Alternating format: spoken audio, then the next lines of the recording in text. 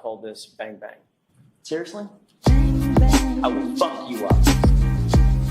I will beat your ass. I will fuck you up. Pull up, bitch. I will fuck you up. I will beat your ass. I will fuck you up. Objection. Objection. I will fuck you up. KO. Bang bang. I will fuck you up. You're a bitch, bro. I will fuck you up. I will beat your ass. I will fuck you up.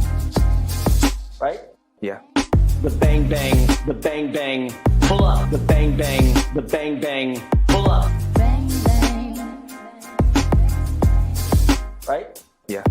The bang bang, the bang bang, pull up. The bang bang, the bang bang.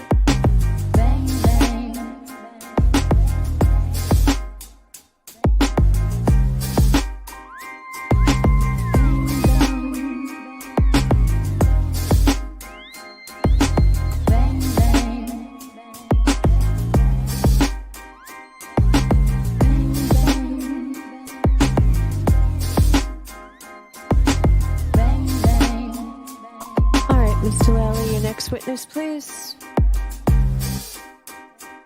Yes, Your Honor, the Commonwealth to call Trooper Michael Proctor to the stand. Please state your name and spell your last name for the jury.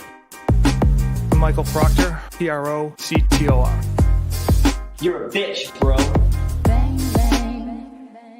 I will fuck you up. I will beat your ass. I will fuck you up. I'm going to allow it.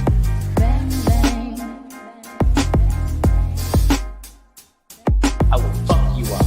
I will beat your ass. I will fuck you up. I'm going to allow it.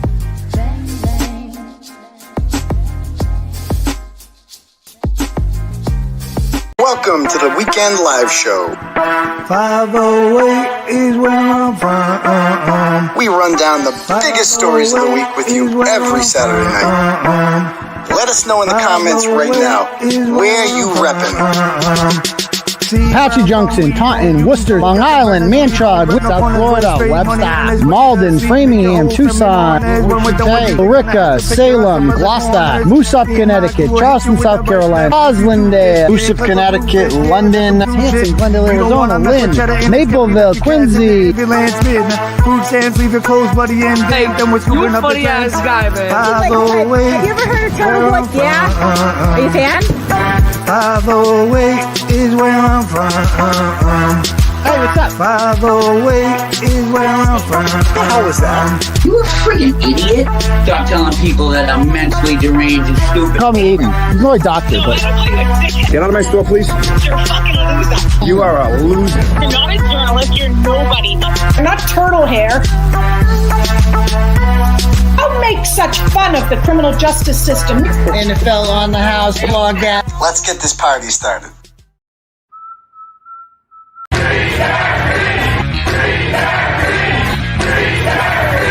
And I will not be intimidated, I will not be silenced, and we will continue on our journey for justice for John O'Keefe and for Karen Reed. Tick, tick, boom.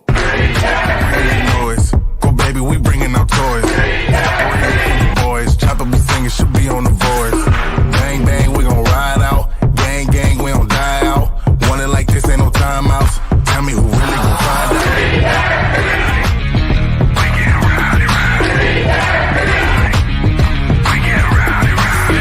We be disturbing the peace, working, we serving the streets. Karen Reed has supporters who've shown up in large numbers. Tick, tick, boom. Hard body, and not scaring nobody. You make me resort to wildin'. You must be blind by the diamonds. I didn't want it to be this way, but y'all won't need to try this. So it's no way around it. You the loudest one, it's going quiet.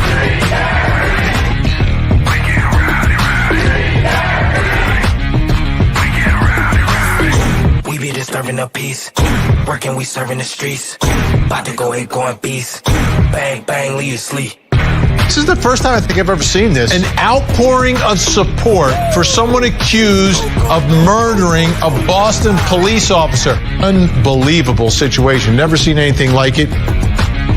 Tick, tick, boom. You can't stop stop me? So who gon' stop me? You can't stop me. So who gon' stop me? You can't stop me. So who gon' stop me? You can't stop me. So who gon' stop me? We be disturbing the peace. Working, we serving the streets.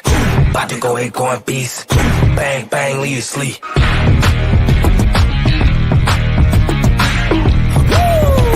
It's go, go, go, go, go, go, go time. Tick, tick, boom. Boom! What's up, turtle people? How's everyone doing out there tonight? Good? Good? Excellent. Welcome to the live show, ladies and gentlemen. All right. Happy Saturday. We're back at 9 o'clock. We haven't done this in a bit on a Saturday night, but we're ready. We're ready. I got a lot to talk about. We did a Turtle Club last night on Twisted Tragedies, and that was funny and all and entertaining, but ultimately, who gives a shit, right? Much bigger fish to Friday night, quite frankly, because the Commonwealth can't stop talking about yours truly, Prison Turtle. I mean, it's like I had to wear this tonight because this is why they make me seem like I'm like the big, bad, scariest person in the world. Like, I'm sorry, just asking some questions and doing a couple of YouTube shows. I know I'm wicked scary and all, but geez Louise. I know I did 60 days in solitary confinement. They put me in the hole. You know, they put me in medical with the freaks. And, you know, I know I'm really scary, but I promise I'm not going to hurt anyone. I promise. Those days are over. Those days are over. All right. Anyway, guys, welcome to the show, ladies and gentlemen. My name is Aidan Kearney. You can call me a lot of different things, I suppose. Clarence Woods Emerson is kind of like my Mark Twain name on Facebook. You can follow me on there. I got I think we're up to 53,000 followers, so hook it up on there with a follow. It's probably the easiest way to reach me too is the Clarence Woods Emerson Facebook account. You know, old school turtle riders call me Uncle Turtleboy.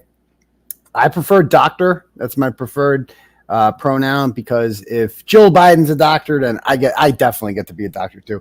Just try calling yourself doctor for like a week and you'll never go back. Just try it for a week. Tell your friends, call me doctor, and they don't get to ask. Just I prefer it, and you will feel a million times better about yourself. So give that a shot.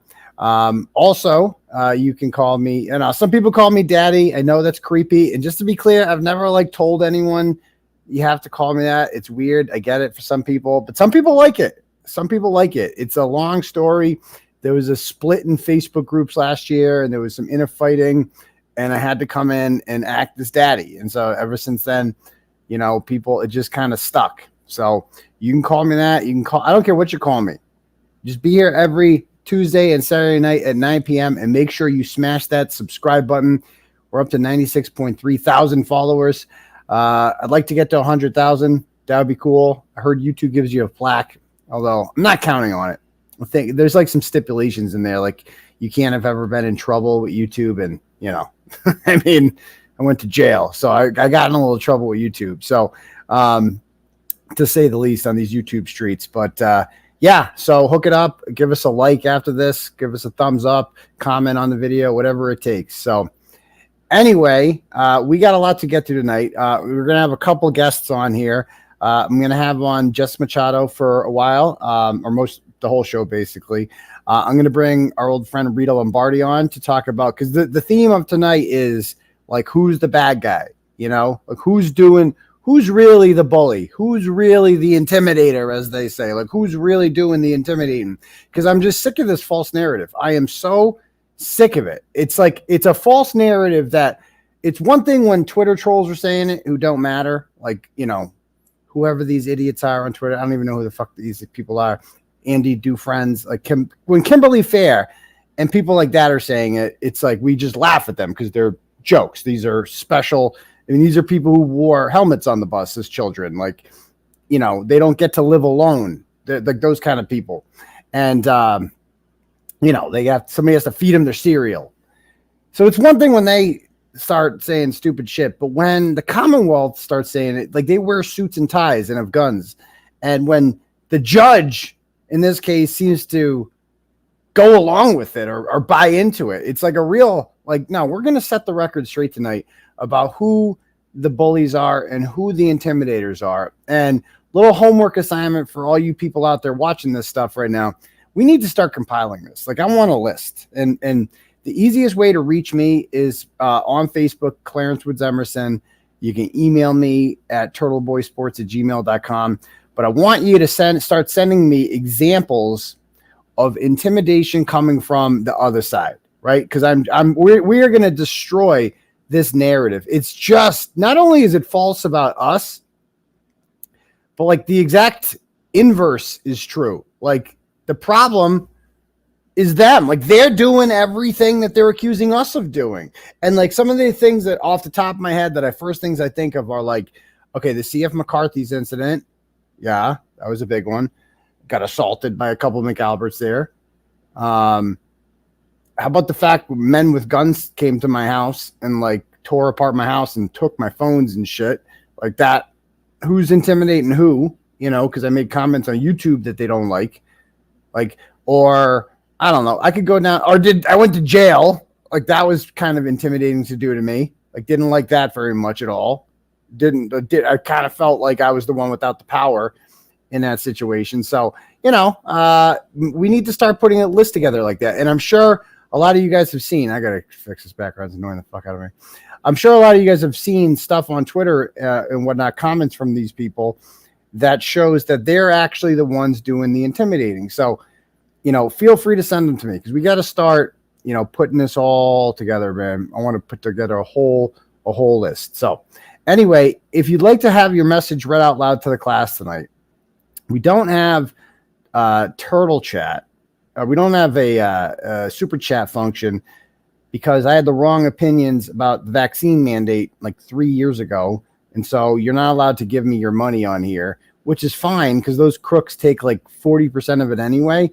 And it's honestly one of the best things that ever happened to me. Even when we lose, we win. I got demonetized, and it's great because I don't have commercials on my channel, you know, and YouTube doesn't jack me for 30% of my donos. So we built our own function. It's called Turtle Chat. If you click the link pinned to the top of the chat, that brings you to Turtle Chat, and you can donate whatever amount of money you want.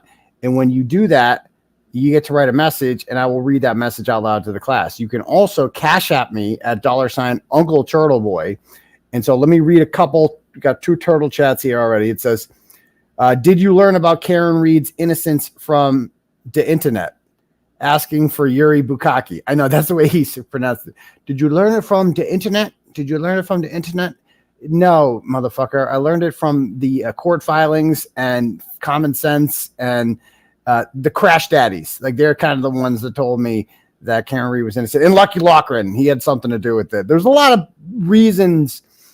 No, not from the internet, from the courtroom. How about that one? The courtroom. That's where I learned about Karen Reed's innocence, the courtroom. So thank you for that one. Paul Gianetti sends $10 and goes, why hasn't anyone questioned this cold case Proctor and Albert were investigating on the Cape?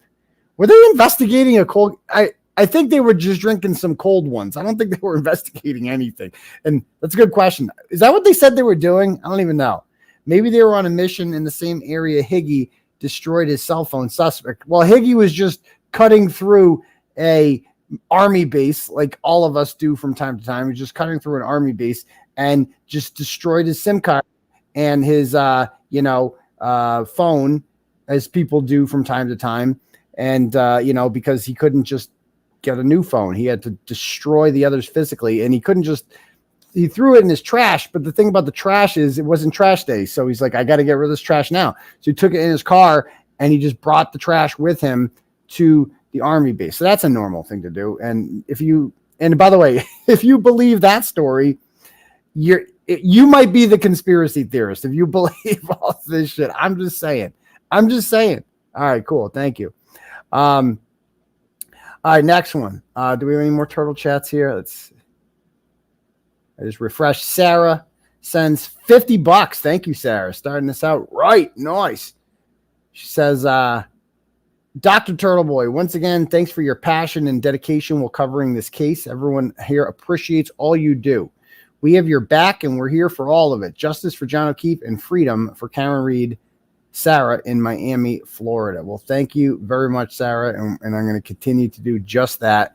We have a big court date, guys, on Monday, okay? Big court day Monday. And I want to once again stress, I gave this speech last year around this time, which they never play in court. They never play the speech where I'm like, everybody behave and everybody don't be a tough guy and come here and fight. Like, they never play that tape in court. They always play the ones where I'm like mocking Colin Albert or asking Jennifer McCabe questions. They never play the ones where I'm like, everybody be on your best behavior. I wonder why. So I'm going to repeat that speech now. Okay. We're going to be protesting outside the courthouse at noon on Monday. All right. Because the hearing starts at 2. Now, there may be counter protesters, which we don't usually get, because who the hell would want to protest on behalf of cop killers? Okay. Now, I will say this once again. I said this last year, and I'm going to refresh it now. If you cannot be quiet, if you cannot just focus on us, if you cannot focus on the positivity and the love in this movement, if you cannot, resist reacting to stimuli across the street or wherever these idiots are set up, because I don't know, Plevin says he's coming with the camera crew. Awesome. Okay, and Krusty Panties, by the way, has said that she's coming. So she posted on the other group today. She posted that she's coming. Let me read what, just so we're clear about this. Let me read what she posted. She said, Monday, July 22nd, we will be meeting at 1 o'clock to be in place outside of Superior Court. Parking is recommended in the Registry of Deeds parking lot across the street from Superior Court and behind the registry building, blah, blah, blah, blah, blah. Walk to the front of the building and look for people in blue. We're also asking anyone coming to help support the O'Keefes to please wear blue. I love how they're always like, to support the O'Keefes. They're not here to support the O'Keefes. They're here to support the McAlberts. Like, the O'Keefes are not the ones who need theirs. Like, nobody's accusing the O'Keefes of being involved in the murder of John O'Keefe, okay? We're accusing the McAlberts. They're here to support them, cop killers. They're hiding behind the O'Keefes. If you're interested in a shirt, please let me know. We have pre-orders, blah, blah, blah, blah, blah. Okay. All right. So here's the deal with this. Okay. Number one, I want to make it clear right now, because I'm sure she's listening and I'm sure this message will get to her, and that's fine, that I will be there and I have a restraining order against her from an HPO. I also have a stay away order that has even more feet on it from the witness intimidation charges she has against her, the felony witness intimidation charges she has against me. So her presence there will be a violation of the order against me. Also in attendance, I've been told, will be a woman by the name of Lauren Murray. Lauren Murray also has a restraining order against Krusty Panties. Okay, so if Krusty Panties shows up, I believe it's 100 feet. I'm not sure how many feet that Lauren has.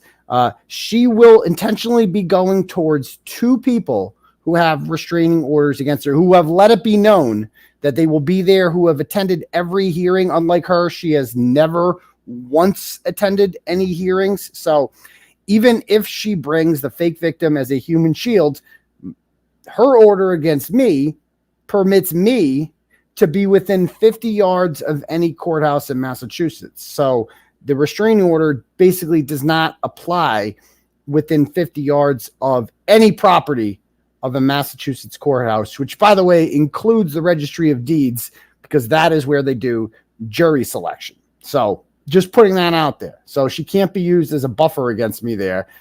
So like, for instance, if me, the fake victim, and Krusty Panties were standing right next to each other outside of the Registry of Deeds, the only person who would be in violation of the order in that case would be Krusty Panties, because I'm within 50 yards. I'm within the safe space. There's nothing against, so fake victim can't get one on me there. Okay. So I just want to be known, but I also want to point out these people are assholes. Okay. Especially this guy, Tony Fed. I have protested alongside Tony Fed against Monica Cannon Grant a few years ago, and I wanted nothing to do with him because he's an aggressive douchebag. I don't like people like him, and that's why I wrote about him 4 years ago. He's a scammer. He's trying to scam the O'Keefe family. That's what he is. So do not respond to him. That's all I'm saying. If you can't resist the urge to respond to them, don't come. Please don't come. Just watch from home. This one ain't from you. That includes any response to them, any yelling back and forth, nothing. Just pretend that they're not there, okay? And if you can't do that, again, if you can't do that, please don't come. Please don't come, okay?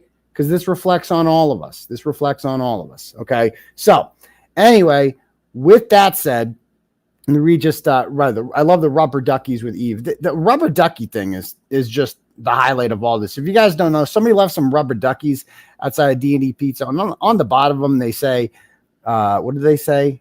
Colin was in the house or something like that. And this is, stop the fight. This is witness intimidation. Chris Albert's so scared again. Oh, he's so scared. Right, sure he is. And now they're like, they've assigned Bukkake and them to rubber duck duty down there to figure out who's dropping these rubber duckies that, say factual things. So there's that. Okay. Sarah sends, oh no, we already got that one. Jeremy sends $10. He goes, hey, Unc, long-time listener, first-time chatter, watching from a container ship in the middle of the Atlantic tonight. Nice. I still can't believe that despite everything that's happened, and what has come out, the state continues to push forward, and the state police goons, Bukkake, are still out on the prowl.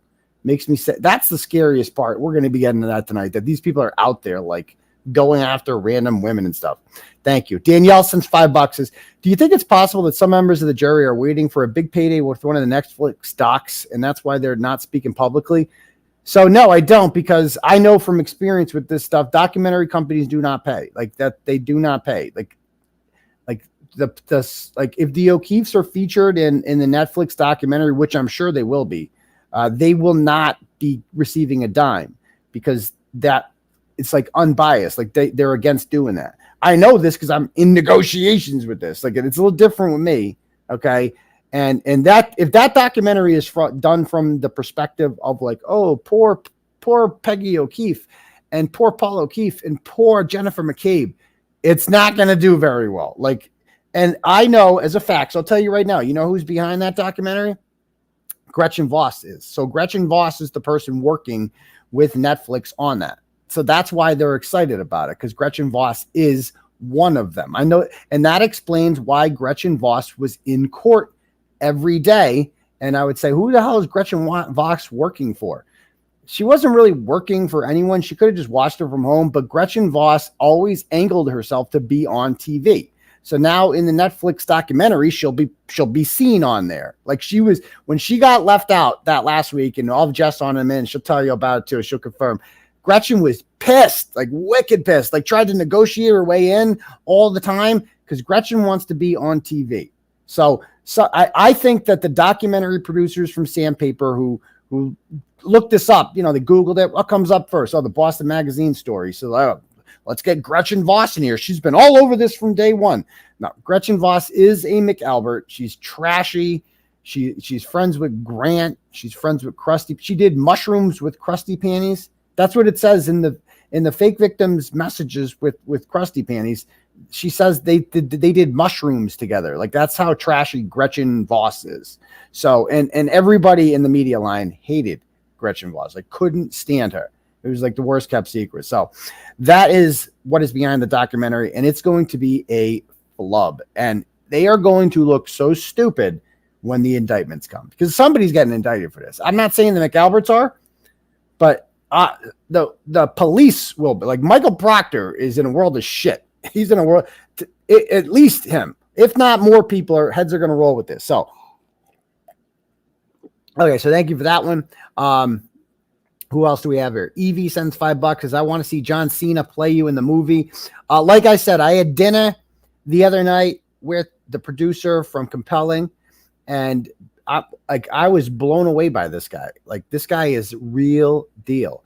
And he does he's not fucking, they're investing millions of dollars into this movie. Like, and I asked them, everybody always asks me, Turtle Riders always ask me, who's going to play me in the movie? And I'm like, I thought this was going to be like some kind of like Lifetime movie. I thought I'd hear like some C-list actor or something like that. The name that he threw out there, the first two names, like blew me away. They were not names that I expected at all. They're not. Everybody always says Jeremy Renner. I guess because he's blonde. And it's like, no, he's like, oh, well, I like Jeremy. He's worked with Jeremy before. And he's like, but no, bigger. Like bigger. He's in the Town and Hurt Locker. And like, he's a huge name. It's bigger. So the two names he gave me, and I'm not going to say them yet. Not as big as Leonardo DiCaprio. I mean, let's not get carried away. That's as big as you get. But big. Okay? So, no, it's not a black guy either. And Sean Penn's too old. He's aged out. But anyway, so thank you for that one. Next up is AK sends $5 as Higgins needing to get rid of trash at the military base is as believable as the almost 60-year-old Brian Albert and his wife he's been married to for 30 years smashing hips at 2:30 in the morning on top of his phone. Sorry, it's not like his wife is a smoke. Nobody married for 30 years smashes at 2:30. Doesn't happen. I agree completely with that. Also, of all the witnesses who came forward, the two most surprising to me about the way they spoke were Nicole Albert and Brian Albert Jr. I did not see Brian Albert Jr. being a flamboyantly gay man from a mile away. But a lot made sense after I heard Brian Albert Jr. speak. Like, I did not see that one coming. But I also did not have Nicole Albert sounding like a woman who, smokes 2 cartons of Newports a day and overdoses on scratch tickets. Like, I did not imagine, like, Nicole Albert just seemed beat up by life. Whereas Jennifer McCabe was like chipper and shock and horror and all this stuff. Nicole Albert came in there and she just looked like she just was on a bender. Like, she was so rugged, wasn't she? She was so rugged, like beat up by life. And you're like, yikes. No way Brian Albert's fucking her. No way. Not anymore. All right, thank you. Lauren Cove sends $10. Thank you to Lauren Cove. I appreciate that. She has no comment. A couple cash apps here before we bring Jess on. First, we have Mark Del Negro, my guy Mark. We got to get on sometime. He believes Karen Reed's guilty, but he's open to conversations. And he goes, if you reach 100,000 subs, then you deserve the plaque. Well, thank you, Mark. I appreciate that. See, I make buddies with like people who you think I would hate. Like Kevin Reddington's my buddy. Like I have pals. Like it's weird, but thank you. Maggie sends $5. Says have example of Chris Albert intimidation for you. Oh, send it on in. Thank you. Jennifer sends $5. Says fuck Jen McCabe. I'm down with. I co-sign that. Thank you. Lori sent $10 earlier, and she said 4 treats. So thank you very much. And Steph Gagney sends $10 on Turtle Chat, says, where is the FBI? Any more info? Okay, I will say this about the FBI. 100% confirmed. They are still, the investigation is far from over. Far from over. Like, no way. The FBI thought, the U.S. Attorney's Office thought, we're going to give the defense enough information to acquit her and or get the judge in the DA's office to dismiss the charges. Like when they handed in those text messages between, or the calls between Higgins and Albert at 2:22, they're like, game over, right? Or the ARCA guys, they're like, well, he wasn't hit by a car, so you got to drop the charges, right? They underestimated how corrupt and ghouls these people are in these institutions. So they weren't dropping shit. So the only way this ends, they could send them a video of John O'Keefe getting the shit kicked out of him inside that house, and Bev Cannoni and Adam Lally would not, and Michael Morrissey wouldn't drop anything. So it's not going to be, don't count on them. The only people that can save them are the feds and a jury, but hopefully the feds first. So thank you for that one. Lauren, let's see. Okay, cool. I think that's it. So if anybody else wants to donate, you can click at the link at the top for Turtle Chat, or you can cash at me at $ Uncle Turtleboy. Okay, let me bring in my first guest here. We have Jess Machado. How you doing, Jess? Hi, how's it going? Good, thank you. Good, thank you. Do you co-sign? What do you think about? Did you know about Gretchen being behind the Netflix doc? First of all, I'm just recovering because someone in the chat just said that Steve Buscemi would play a really great Jen McCabe, and I just lost my mind. It's Oh, okay. What? That's a good one. I can't. So Gretchen Voss, I mean, where do you want to start? I loved watching her lose her mind. Gretchen's a terrible, terrible person. Yikes, terrible fire. person. And I'm gonna listen. We have to back up a little bit because I do believe the court and whoever is in charge over there really was to blame for the absolute like Hunger Games style of what was going on outside for the press. Yeah, it really should have was. never been that way, right? Yeah, Never should have been that way. Yeah. But I think one of the most important things is when a chair is in line, you never touch it. And Gretchen Voss, right at the end, grabbing chairs, moving them down, putting hers first in front of everybody. There's only one other person I know that does that, and it's Grant. And it's the same tactics, it's the same style. And she threw an absolute fit. I mean, she lost her collective mind over it. And she spent the whole day walking around with her purse, trying to negotiate with people to get back in. Yeah. And she just, she slept late. She didn't get there on time. That's what happens, So, Gretchen never took a note. Never saw her write anything on a piece of paper. Never saw her type anything into her phone. I literally never saw her do anything other than to make sure, like you had said, she was in sight of the camera to ensure that she was on camera. That's it. That's all she did. Yep. So, all right. So we're going to jump right into it. Let me bring up the motion that everybody's talking about. All right. The memorandum. I want to read the affidavit from this juror that came forward. Give me 1 sec. No, that's not it. One moment.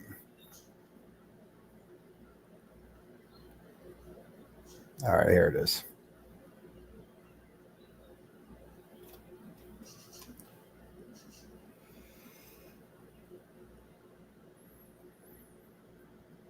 This is it. Memorandum. Okay, non-party. No, we want the we want this. The affidavit. This is the one we want. Okay. Is it showing the affidavit on the screen? It is, right? Not yet. Oh, it's not? Okay, let me stop the screen. Share screen. Boom. All right, affidavit of juror. All right, let's read this. So, okay.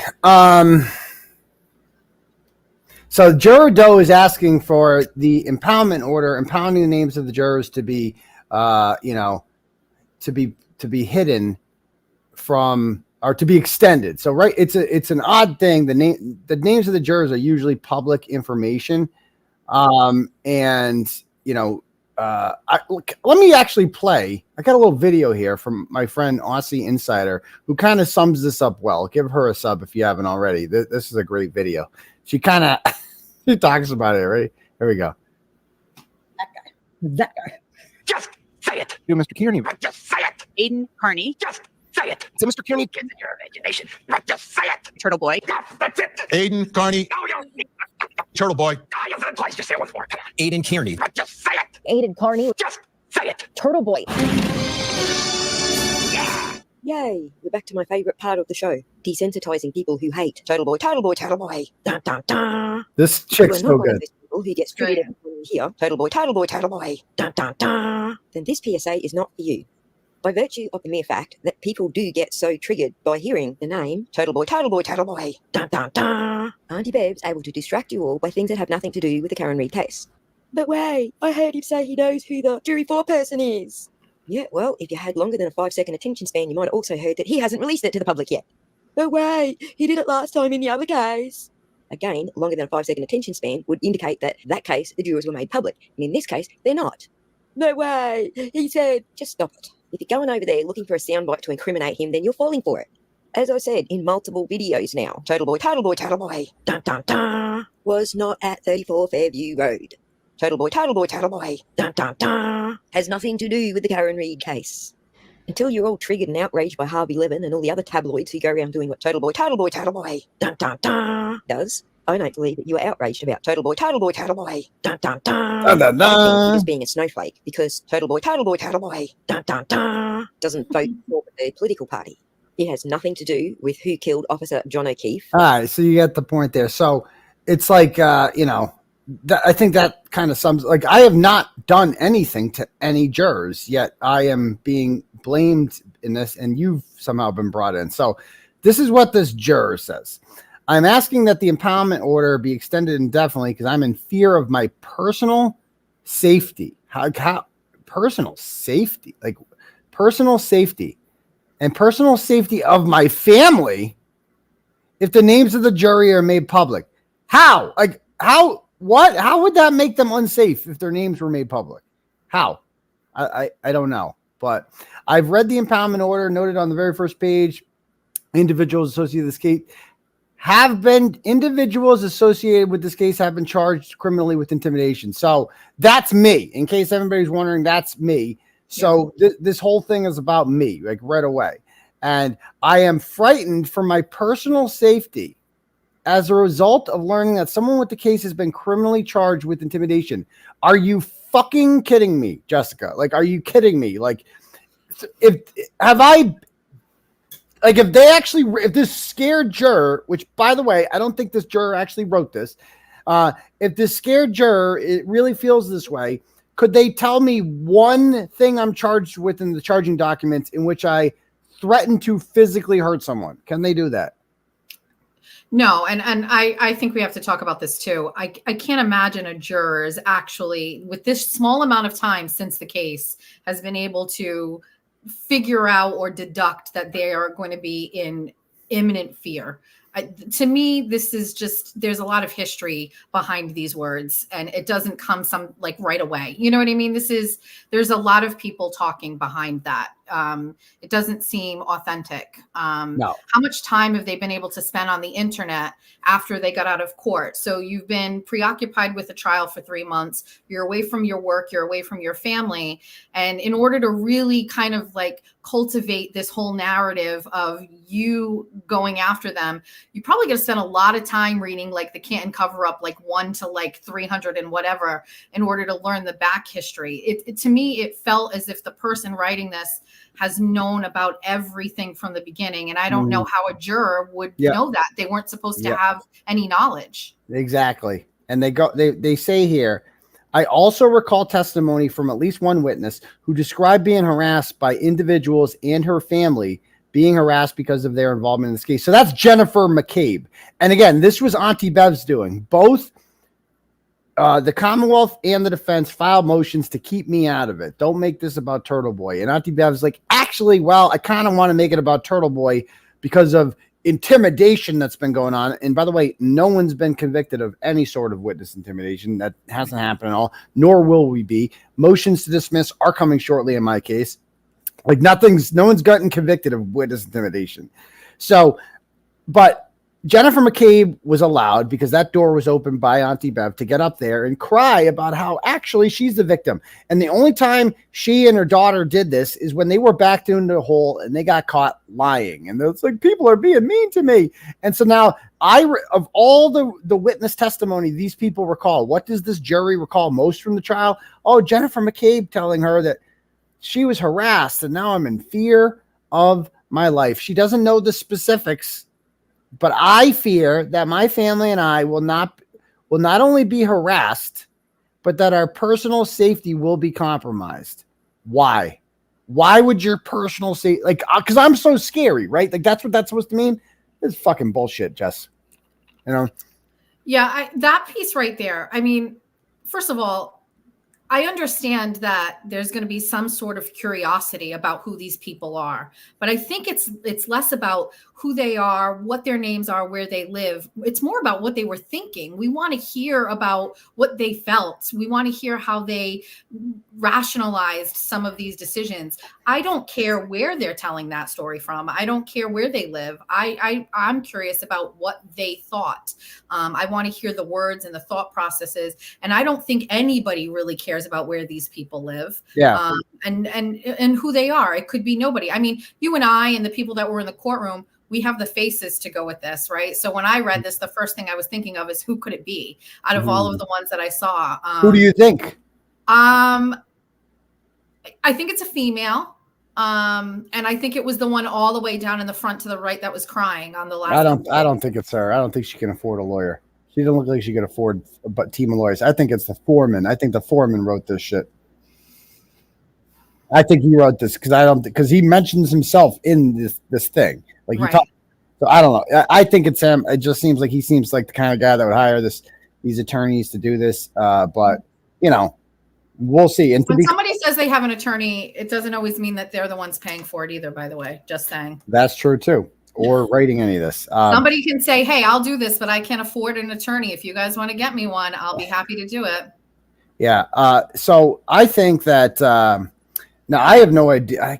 I got to be clear. I don't want to even if I found out the name of a juror who voted guilty on Karen Reed being charged with manslaughter. I have no desire to be like, I'm going to fucking mess you up. I wouldn't do anything like that. I don't have any interest in that. I'm not a violent person, right? It's like not in my nature. What I am interested in, and this is what these people are really scared of, and that's what this comes down to with all these people. They know that I'm not an actual violent threat to any of them, but what they fear about me is me exposing them. So hypothetically, let's suppose this juror list becomes public, and I find out that one of these jurors, through my digging, is friends with the McAlberts, right? Something like that happens. Like that's what they fear. Is me finding out the truth about them, and I can't do that if I don't know names. That's the only reason I would like to know the names of the jurors. Is I would like to do a little background search on them. You know what I mean? Because this is big. Like this is big, and there's nothing illegal about that. If you have nothing to hide, maybe there's nothing there. I don't know. Maybe there's nothing there. Very well likely will be nothing there. But I saw a lot of people on my side who are in the comments saying, well, this is actually a good thing. Like, stop buying into it. No, hiding information is never a good thing. Hiding, like public disinfectant, is always a good thing, right? For people that have nothing to hide. I mean, these people volunteered to be on a jury. They did their civic duty. They should be proud of that. They should also be proud of the choice they made, the decision that they made. And it's not like we're not going to threaten anyone. Like, we just want to know how people voted. There's nothing wrong with that. And like my guy, the DUI guy, like Jen said, it's like, I was a little disappointed to see that too. And I fired back at him when he said that. He's just like, oh, this is wrong. People shouldn't be doing this. Bro, Larry, it's not happening, bro. Like, stop falling for the bullshit. None of this shit fucking happened. None of this is real. None of it's real. No one's been threatened. No intimidation has happened. This fucking juror's not scared of shit. This is all a lie. All of it. Well, on the other side, there has been. On the side that they're thinking that they'd be susceptible to it, it has never happened, and that's the other issue. And I'm sure we're going to get to that. Yeah, we're going to bring Rita on. The other side has actually demonstrated the violence and has crossed the lines. Yeah. Yep. So it goes on to say, during the jury deliberations, we could hear protesters outside screaming and yelling. I don't believe that. Do you believe that? Well, the only time we heard in the courtroom screaming and yelling was in support of Karen. So when, there were big moments in the Karen case, we heard. I only heard the mistrial. It was across the street across the other room when we were in the pretrial. Remember then it was your case actually when you were getting sent out, everybody went crazy. But for her, it was just when it was announcement of a mistrial and everybody was screaming. It's the only time I could hear them. I never heard anything else in that courtroom. Never. The only people who loudly walked into the buffer zone were the food stand 5. Like, they're the only people that came in with the megaphone. Besides that, it was pretty freaking quiet while jury deliberations were happening. It would get louder when Karen Reed's team would leave for the day and people would cheer them on, but jury deliberations were not going on at that point. So this is a lie. And this is like, stop falling for bullshit. Like, that's not real. During our jury service, the members of the jury would meet at what was supposed to be a secret location. And here's another lie, things that never happened. At a secret location to be transported to and from the courthouse by bus. After being discharged from jury service, we were taken by bus back to what was supposed to be a secret location where we observed what appeared to be members of the media, including photographers. I was so much in fear on my way home that I pulled over to the side of the road to see if I was being followed. Thankfully, I was not being followed. So this person's paranoia is taking over. And because they admit they have this paranoia that's not real, if jurors' names are public, we will constantly be threatened and harassed. based on this fake paranoia that she admits was fake. And there will likely be a physical confrontation at some point. Says who? Like what who's the statistician who came up with that probability? I mean, I go back to what appeared to be members of the media, including photographers. So, I mean, if I'm doing my math, then you're talking it's mainstream media, and mainstream media was not pro Karen Read, just saying. So the mainstream media people there, and I mean, we can talk about that, but there were members of mainstream media that I saw talking to Paul O'Keefe multiple times. And no surprise, that was the news station that got that first insight from the Juror, right? That very first breaking thing. So mainstream media, I mean, members of the media, including photographers, I mean, I didn't have a team out there. Did you have a team out there? It never happened, Jess. This is a lie. This is things that never happened for $500. I didn't even... We know this because we are the media. We were with the media. I was with Sue O'Connell. I was with Ted Daniel. I was with freaking Christina Rex. I was with these people every single day. And not one of them had any inkling or desire to find out where the jurors were parked. That never happened. I was actually scared of even being anywhere near them. Me too. I'm scared because we had, I don't know if you remember, but someone had complained about my tweets. Or how about this? When I got in trouble for having my camera, I was watching your fucking thing on my camera. They changed the whole policy to have no phones up. You're so powerful. Oh my God. Yeah, I was paranoid. I mean, I wouldn't go anywhere near that back part of the courthouse. I went nowhere when I saw the bus in that area. I mean, I just didn't want, and I knew people were watching us. So I stayed far, far away from that.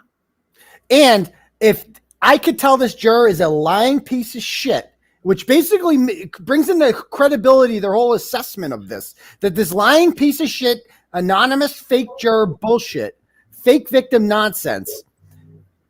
Why didn't you take a fucking picture of the media there? Like, not that 12 of you people got off a fucking bus, 14 of you got off a bus, and you're all worried for your safety. And then there's this media somehow that followed your bus to the top secret location, and the state police missed them somehow. The state police missed these people following you, right? And somehow not one of you was like, I'm going to take a picture of them taking a picture of us. Not one of you motherfuckers did that. None of you. That's a really great point. Liars. This juror is a liar. This never happened. Number 10 never happened, and number 11 never happened. And if this juror is willing to get up here and lie on an affidavit in a murder trial in order to suppress the First Amendment and the right to journalism and free speech, right, in a free press, then how ethical are they? And how it is very obvious, whoever this juror is, if they're even real, how do we know that this is fucking, I don't know anything about this law firm from Worcester that they hired to do this shit. Right. But, we'll see. It's definitely going to get physical at some point, though. Like, why do they keep saying, based on what? When has anything ever gotten physical? Like, just crazy. Well, okay. So since it gets better, since being discharged from jury service, I've read multiple news articles about the case. Okay. There are clearly people who have very strong opinions about the case and about jurors who deliberate over many days. Not really, but not about jurors. But I've seen articles, comments to articles, and postings about the verdict saying some very nasty and dangerous things. What dangerous? Okay. Some individuals have expressed outrage and anger that the jury did not acquit the defendant. Notice that they don't say here, some individuals expressed outrage and anger that the jury did not convict the defendant. Notice that the juror doesn't say that. They don't say that, oh, they make it seem like all the outrage is coming from our side. We are the bad guys. The other side's perfectly sane and rational. They're not mad at the jury at all. We're mad at the jury, right? We're mad at the jury. Okay, sure. I think that line right there, though, sets the precedent for the rest of this affidavit. So did not acquit the defendant strictly means to me is that this is someone who is anti-Karen Read, and it sets the precedent for the whole rest of everything here. And I don't know how you can not, your point exactly, it didn't say the other side, that right there and everything underneath it, that's how you know where we're at and where these people are coming from. Yeah, and I'm with Rights On here. It's like they only follow the jury bus on the last day. Okay. You know, and Scott says there's no way the jury bus followed an exiting photograph film state. It's like, exactly. No way this happened. Like, this is a problem. Like, people should see this as a lie. Just yesterday, I read an article in the Boston Globe. There's your first problem with the headline, Karen Reed case ends in mistrial, but the diehards haven't given up. So you read a biased article. Okay. In the 12th paragraph, it says the people who were on the fringe of being interested in it are now engulfed. The anger level was at a 9 before, and now it's at an 11.5. Okay. The article characterized this increase as a rising rage. So you interviewed some guy, okay, and that somehow is, okay, sure thing. Later in this article, another individual on July 15th was interviewed by the reporter and says, people are insane about this case. If they don't agree with you, they'll try to dox you. Oh, so somebody just said something. Oh, somebody said something. Okay. I understand the term dox to mean individuals will publicize someone's personal information, including their residential address, occupation, business address, etc. Publicizing my personal information in this context exposes me and my family to unwanted and likely surprise encounters with strangers. Okay. Like, no, like, who says this is likely? Like, based on what? I have seen social media posts that are very demeaning and attacking the integrity. Oh, this is my favorite part. This whole 16 is the gem. I have seen social media posts demeaning of and attacking the integrity of the trial judge. If someone is going to attack a sitting judge, I see no reason why they would not demean and attack verbally and physically a juror who sat on this jury. Just to make this clear, what this person just said, because I was critical of Auntie Bev, and she's a judge, and that's crazy that he'd say that about a judge. He would take it to the next level and kick the shit out of little old me, right?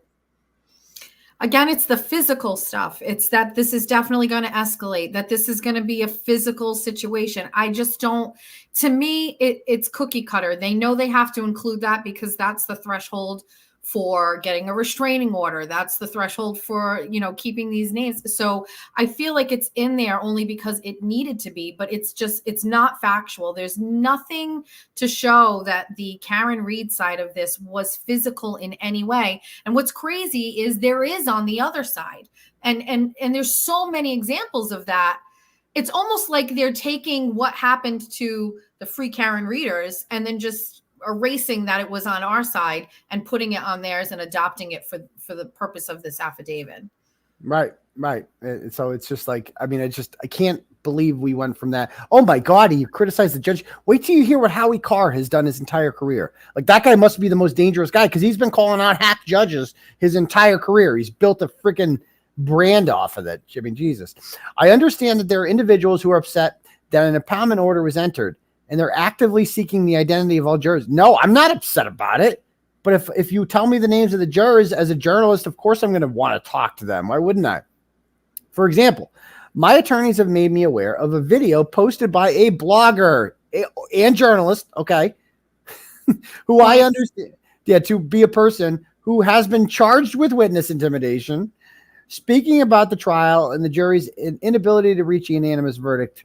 In the video, the blogger initially states he has identified the jury force person. This is why I think it's the foreman. Not only does the blogger state that he has identified the jury foreperson, but also where this person lives. I have no idea where the jury foreperson lives, nor do I give a shit. That is a lie. That is a complete lie. What this person does for a living, yes, I have said that because it's relevant, because he used to be a cop. So that's relevant to talk about that. A link to the video can be found here. So I go and I click on, it's this person named Julie Carpenter. Okay. And if you guys are you familiar with Julie Carpenter on social media? No, I have no idea who she is. Okay. She's just another Twitter Yahoo who is like joined the McAlbert Twitter thing. She's from Indiana, I guess. And she's one of these people, like true crime nut jobs who just talks about, has no connection to Turtleboy or anything whatsoever. Just got into the Karen Reed case and is like just obsesses over true crime shit. And she shares this video of me And this was entered into evidence in a court of law. Julie Carpenter. It says, more on the jury. Listen closely to what he says. Based on his past behavior abusing jurors who did not vote his way. That has never happened. I have never abused any juror who did not, quote, vote my way. That literally never, ever happened. But so they're saying this the link? This is what the affidavit Yes. links you to? yes to this video. Okay. And so let me play the video that this juror claims is so scary. And I do know, I have full faith in the foreman. Foreman is like, he's very erudite. Like I'm wrong about the it. language that he used in his notes, man, those were works of art, weren't they? The foreman is a former cop. Okay, that's the former cop. And you couldn't pick a better juror than this guy. I was wrong. He was a cop in New Hampshire, actually. I know the exact town because I got his LinkedIn. He's the only one of the 12 jurors where I have first and last name 100% confirmed. Okay, so I have sent him a Facebook message just in case he didn't see it. Shit, 3 minutes. It's a request. A friend. Let me pause it right there. So first of all, I didn't say where he lived. I said where he used to work, which was in New Hampshire as a cop. He obviously can't live in New Hampshire anymore. Jess, why? Because he was a juror. Because he's a juror in Norfolk County. You have to live in Norfolk County to be a juror in Norfolk County. So I didn't say that's where they're suggesting. He's saying where I lived. Nope, you can't live there because you're a juror in Norfolk County. But it goes on. Go ahead. Yeah, I mean, I don't know. First of all, I don't. So far, nothing so far. Keep going. Nothing. Request. And this dude, I'm not going to say his name. I will not say his name. I won't say his name. That. But this dude was a cop for 5 years in New Hampshire. I found his LinkedIn. Not saying what town.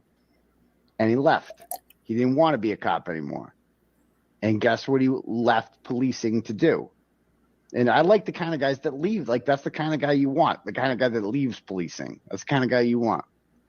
He was not Westwood. So I was wrong about the town. I was told Westwood. He was from New Hampshire. And he was not retired. He's probably my age. And he is a doctor now. Well, PA. A surgeon, actually. He's a surgeon. A PA for surgeon. So that's what we're dealing. Like, the foreman's a brilliant person. Let's just put it that way. And the smarter the better. That's the way I look at it. The smarter the better. I just don't believe that anybody like that could. And I saw him every day. He was sharp and, well dressed. And I know. Like, what's the threat? Attention. I know he was one of the not guilty. He was one of the not guilty. As it turns out, they were all not guilty. Okay. The others on the jury, I don't know. There had to be more than one. That's one thing we heard. He said members of the jury, have reached this conclusion. And I think that, I'm just looking at that. I'm like, who's the fucking idiot? Like, that's what I want to know. I'm just looking at these people like, who is the fucking maybe that's idiot the problem. I call them idiots. That's what I want to know. Who's the fucking moron who, after hearing the ARCA guys, was like, yeah, Kearney Reed did it. I'm 100% positive. Yeah. Lucky Lochran didn't see a body. I'm 100% positive it was Kearney Reed. Brian Higgins called Brian Albert in 2:22 in the morning, and their excuse for that was it was a butt dial while he was having sex. But I'm 100% Kearney Reed. Sure, Kearney Reed did it. Like, who's the fucking idiot that did that? Where is the crime? Seriously, who and where is the you shouldn't be doxing jurors. I'm not doxing anyone. I'm not doxing anyone. First of all, the list is not public. But if you find out names, I can write about that if I want to. Yes, I can. Even if you impound the list, like doxing. That's called reporting. Whoever did that subverted justice. Like, they're fucking, like, they helped cover up for a murder. Like, that, as far as I'm concerned, fuck them. It's an opinion. That's what I think. But like, where is the? Did I miss the crime? There's nothing. There's nothing there. Yeah. I have two names, by the way. I have two names. Oh, you have two names of jurors. Okay. I have two names. Yeah, and that's not a crime, is it, to say that? To admit that I mean, I hope not. I mean, if someone comes here and starts, knocking on my door because I know 2 jurors' names, I mean, that's insane. It's this whole thing. You play that video and you're expecting some big aha moment, and it never comes. It falls flat, and it never happened. It's this weird thing. They just create like this narrative. It just doesn't exist, and it's not just exclusive to this either. It's a lot more. Well, look at this. Look what they wrote in the same video, the video we just played.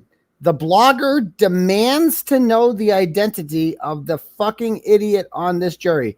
Did I demand to know anyone's identity? So much worse than what it actually was. Did I demand to know? You better fucking tell me. When did that occur? I said I'd like to know. Sure. First of all, no. I didn't demand to know. I did not demand to know. I said I did know. I do know his name. I know his fucking name. And I haven't said it, even though I could. Isn't that an example of like restraint? Right. What? Okay. So it goes on to say, then the blogger states in another video, who outed they have this link from Heels in the Air. And here's how I know this is bullshit. So whoever this Heels person is, she's dead. Okay. She's a dead person. She's not alive. And here is the link to, let's see. So this is from this tweet that they put up is from, let's see. I'm going to click on it. It is from April 13th. April 13th. Why do you think they want to impound the jurors' names? Because so here is the this Heels in the Air person. She's a McAlbert stan on social media, a nasty, vile person. She's dead now. And here's what she said. Impoundment of jurors' names during trial. That's when they're going for. Why do you think they want to impound the jurors' names? Because who outed the Chestnut juror? Remember that? The one woman on the who hung the Michael Chestnut trial in, what was that, July? The jury lists are public. So I got the jury list and I went down the list and I found the juror who hung the jury, and I shamed them, as I should, because it's shameful to do that to Sidney Chestnut and Michael Chestnut's parents and Michael Chestnut's kids. It's shameful. So why wouldn't I do that? Not illegal. So I'm standing up for a widow of a murdered cop who was put through a mistrial because one juror admittedly refused to deliberate and subverted justice that way. And the juror list is public. So I just went down the juror list and I asked people who were in the courtroom because the juror got called up by Kearney and was like, why aren't you deliberating? And she's like, I don't want to. And so I'm like, which one was it? I went on her Facebook page. Does it match up with this face? Nope. Does it match up with this face? Yup. Okay, so that's the juror. So I have the list and I have the juror. And it's like, so where is the problem with that? And I called the juror out for that because they subverted justice. And how is that illegal? It's not. I mean, did you go to their house? Did you physically assault them? No, not that I'm aware of. I just wrote about them. They live near me in Worcester and I didn't do anything. And here's how I know it's fake. So let me get this straight. Just so we're clear with the scenario here. This juror gets off the trial, right? Wasn't paying attention to anything on social media the whole time. Nothing. Gets off. Immediately immerses themselves in the cesspool of Twitter and starts subscribing and following channels who are all adversarial to Turtleboy and Cameron Reed, all of them, like some of the most vile crackpots in the world, starts following them as a source for information, including, but they're not reading, but this juror isn't reading, recent tweets. Like they created a Twitter account, they went on there, they follow these people. Usually when you follow people, you read their most recent tweets, right? But not this juror. This juror goes back to April 13th. Okay, to something called on a dead woman's Twitter, and starts watching propaganda, because that's all this is fucking propaganda, like anti-Turtleboy, anti-Cameron Reed propaganda. They immerse themselves in this world, and I just cannot fucking believe that this was entered into evidence and taken as like that's a threat. Are you fucking kidding me? That particular account really kind of piqued my interest because it just has not been active. So you would Well, she's never dead. have, She's dead. Yeah. right? You would have never haphazardly come across a like or a comment. I know. mean, it's just been. I mean, I hate to use the term buried. Like it's just buried. The account is buried. So how would you have found this unless somebody told you about it or pointed you in that direction? I mean, when you go on her channel, she followed me. Her last tweet was May 6th. Okay, because she's dead. And you're right. And she just comes on here and tens of thousands of posts about the Karen Reed trial since May 6th. Tens of thousands. You would never see this. This is I happen to know who it is only because I was paying really close attention, but this juror should have never been paying close attention. They should have not had any previous information about Karen Reed. It was supposed to be minimal at best. Like if you were getting selected, to know this, to know that deep is it's a lie. It's just like the more I go down, they're playing JLR videos. Like this account. Like, are you fucking kidding me? This person is just a liar. The fact that this is who they immediately subscribe to. Fuck this juror. That's all I'm saying. I think this is all a lie. But if this is all, if any of this is truth, fuck this juror. Okay. I'm not like threatening this juror. This juror is shady. All this is confirming that there's some shady fucking person on this jury who is lying and is clearly pro McAlbert. I understand that the above-mentioned blogger has been accused of harassing witnesses, including by organizing crowds of people to harass them outside their homes. Nope. There was no harassment of anybody outside their home because none of them were home during the ruling rally. And we also didn't harass them. I stood there for 7 minutes and explained their involvement in a murder. I'm aware he's made statements in a blog to the effect of murderers and those who cover for them do not deserve to live a comfortable life while Karen Reed suffers and fights for justice. And the blog that they put in the exhibit is this one, part 76. So they went back to July 17th, 2023, when Chris Albert sexually harassed two women in a Free Karen Reed shirt at the Waterfall Bar for taking his pictures. So she quoted that one. I mean, give me a fucking break. If, as he stated, this blogger believes that members of the jury on which I helped cover up a murder, and he further believes that those who cover for murders are legitimate targets of harassment. Who said that? I never said they were. No one was harassed. Chris Albert and Jennifer McCabe applied for harassment prevention orders and were denied. I fully expect that members of the jury will be subjected to efforts to harass and shame them with the very real probability. Again, is this person a statistician? Very real probability that some physical confrontation will inevitably occur. The only physical violence that has occurred in any of this has been at the hands of the McAlberts, two of whom assaulted yours truly outside of C.F. McCarthy's a couple weeks ago. So there's that. My concerns are not limited. See, this is where they throw in we're coming after both sides. My concerns are not limited to a particular blogger or his side. I'm aware there are outspoken bloggers, commenters, and groups of people who wished for a guilty verdict on some or all charges against the defendant. I'm aware that there have been physical confrontations between the two sides of supporters. All the physical confrontations have been by them. This is them trying to be like, both sides are crazy. Both sides are bad. No, just them. Just them. Fuck anyone who says otherwise. That's what I think of that. And then you come in. An example of this is from two recent postings by an individual who appears to be a reporter from New Bedford. It's fine. It's better than a blogger, right? Are you from New Bedford, though? I'm not. Well, we have New Bedford Guide, so I get it. But yeah, no. Okay, yeah. In today's post, she stated she was in court today defending against a harassment charge against her and her pursuit of a counter harassment charge. So let's stop right there. Who is the person that you were who was trying to get an order on you? So it's an individual by the name of Holly McNamara. Who I've taken a picture with, correct? Yes. This is a little convoluted. She is pro Karen Reed. Yes. She has been on Krusty's page and Lindsay's page, kind of coordinating with them to kind of go after me. So, I don't know how you can be pro Karen Reed and then even associate with either one of those two people. Good question. I don't know, but yeah, so she's a new Karen reader. She's just jumped onto things just recently. I was videotaping outside of the courthouse like I did every day. And she happened to be there, claims she never thought I was going to be there. That I took out my camera just to videotape her and that I got in her face and harassed her. But I have video that shows I was 27, 25 feet away from her, never went anywhere near her. It wasn't specific to her.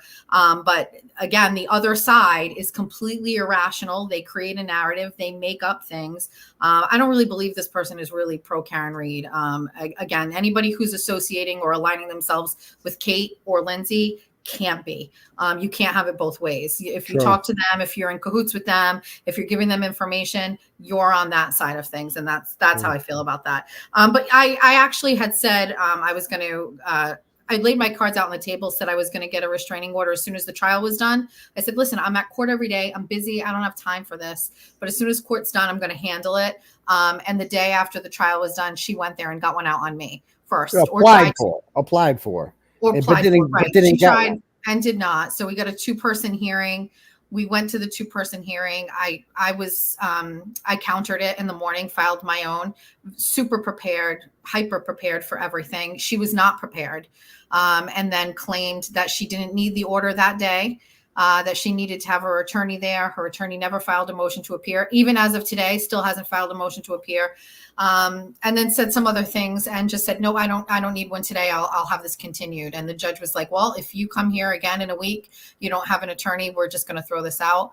But I'm still going to go forward with mine and we'll see how it goes. But I mean, it's just another example of a flagrant misuse and exploiting a harassment protection order for the reasons that don't fit the bill. So I'm confident that that's going to play out that way in court.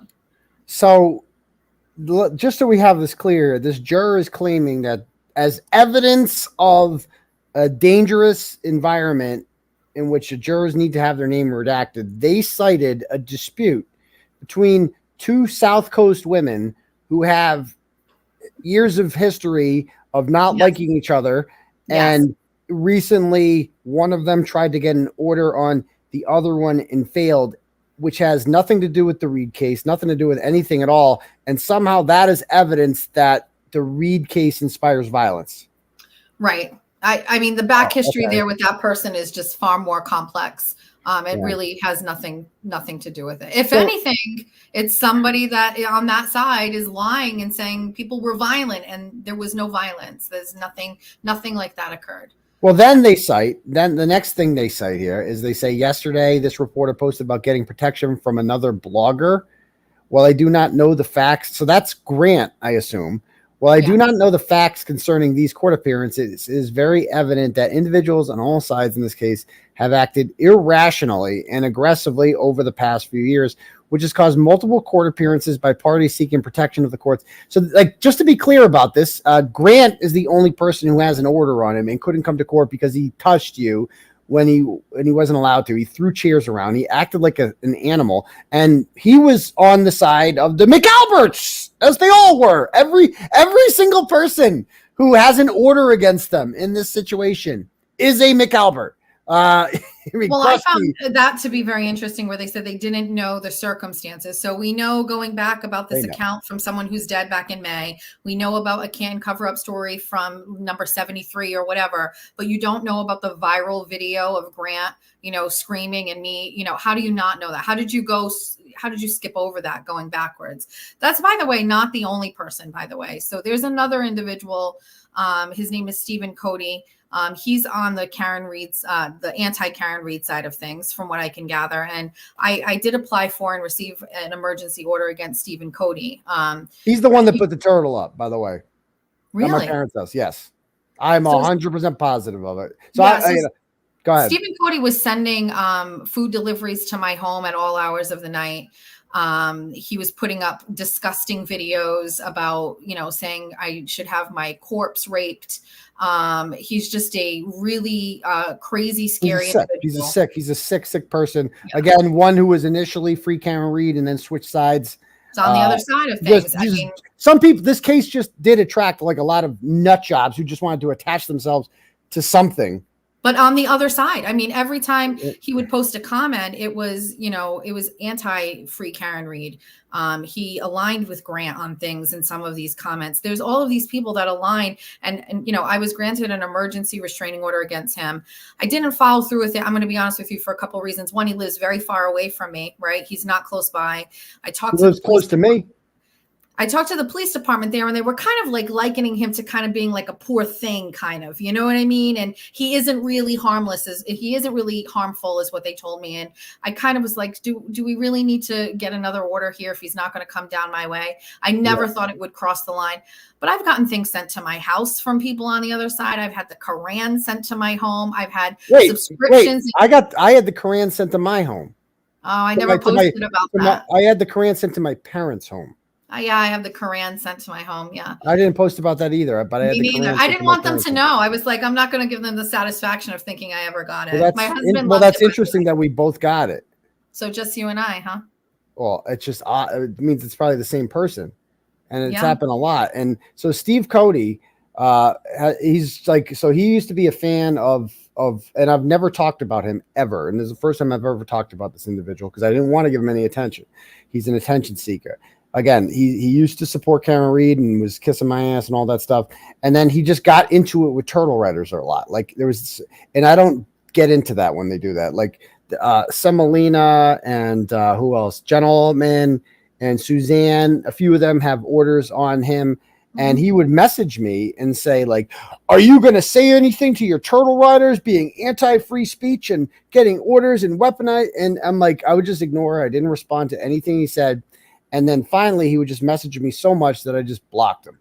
I just hit the block button because I'm like, I don't want to talk to this guy. And since I blocked him, he has been on a rampage against me. And he creates dozens of accounts that message me all the time. And I just block them every day. I get more threats from him.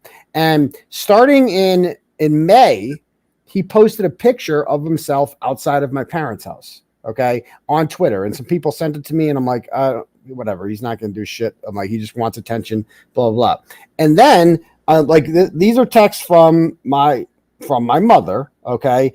And she starts telling me, let's see here, on these are real accounts. She said that, let's see. She goes, pizza's just arrived. That's April 14th. And she started getting every day, would get pizza deliveries to her house every day. And that's Steve Cody's MO, is the pizza thing. Right. And I'm like, she goes, should I tell the police? And I'm like, yes, you should. But I'm not sure what they can do. And then she messaged me the next day. She goes, more Chinese food and more pizza today. And then a week later or 2 weeks later, 1-800-JUNK just came by for you. We explained that it's a prank. What's next? A plumber? A second junk dealer just came. They don't have your real number, and no one answers at the number that they have. So third junk removal came the next day.